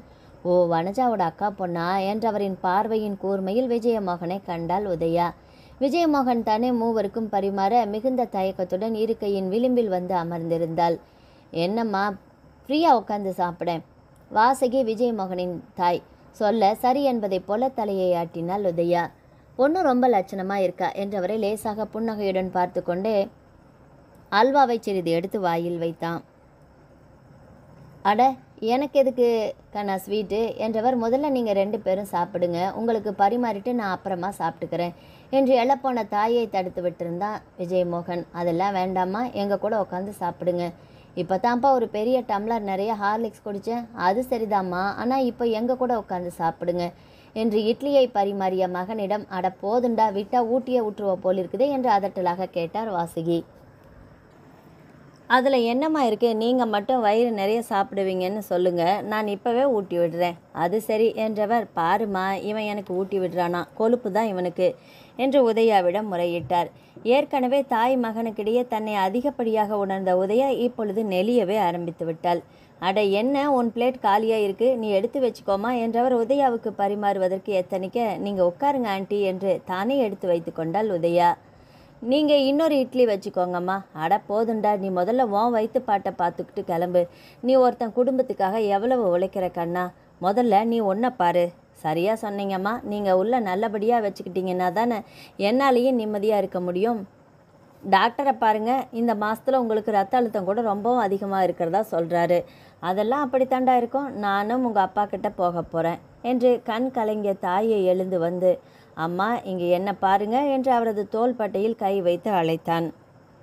தொடர்ந்து வந்த சில வினாடிகளில் தன்னை நன்றாகவே சமாளித்து கொண்டு நிமிர்ந்த வாசகி என்னை மன்னிச்சிடுப்பா, போய் நீ உக்காந்து சாப்பிடு என்று மகனை பார்த்து சொன்னார். அப்படி சொன்ன தாயை ஆதங்கத்துடன் பார்த்த விஜயமோகன், பாருங்க, மனசுக்குள்ளே எப்பவும் இப்படியே தான் உட்காந்துட்ருக்கு உருகிட்டு இருக்கிறீங்க. நீங்கள் எப்போ பார்த்தாலுமே இதே மாதிரி கவலைப்பட்டுட்டே இருந்தீங்கன்னா என்னால் எப்படி நிம்மதியாக தொழிலை பார்க்க முடியும் சொல்லுங்கள்? சரிப்பா, இனி இல்லை, நீ உட்காந்து சாப்பிடு. நிஜமாக தான் சொல்கிறேன் கண்ணா, போ உட்காந்து சாப்பிடு. என்னப்பா, நானும் முன்னாடி இருந்ததுக்கு இப்போ மாறித்தானே இருக்கிறேன். போக போக இன்னும் சுத்தமாக நல்லா போயிடுவேன், கவலைப்படாத. என்னப்பா, நீங்கள் சொல்கிறது நம்பலாம் இல்லையா? அப்படியே முழுமையாக நம்பலாம் நீ. அப்போ சரி. விஜயமோகன் மீண்டும் வந்து சாப்பிட அமர்ந்திருக்க அவனுக்கு தேவையானதை அருகில் நகர்த்தி கொடுத்தாள் உதயா. அப்புறம் இந்து ஃபோன் பண்ணியிருந்தாமா? என்ன சொன்னா? குழந்தைக்கு இங்கே வச்சு முதல் பிறந்த நாள் கொண்டாடலாமான்னு கேட்டா. நிஜமாவா சொல்கிற? ஆமாம்மா, என்னாலேயும் முதல்ல நம்பவே முடியல. எதுக்கு முடிவாக அங்கேருந்து எப்போ கிளம்புறது, எத்தனை நாள் இருக்க போகிறாங்கன்னு எல்லாத்தையுமே இன்றைக்கி நைட்டு கூப்பிட்டு சொல்கிறேன்னா. அதே நேரம் உதயாவை பார்த்த விஜயமோகன், சாப்பிட்டு முடிச்சிருந்தா நீ எழுந்து கை கழுவிக்கோ என்றான். அதற்காகவே காத்து கொண்டிருந்தார் போல உதயா தானும் எழுந்து உடனே எழுந்து கொண்டாள்.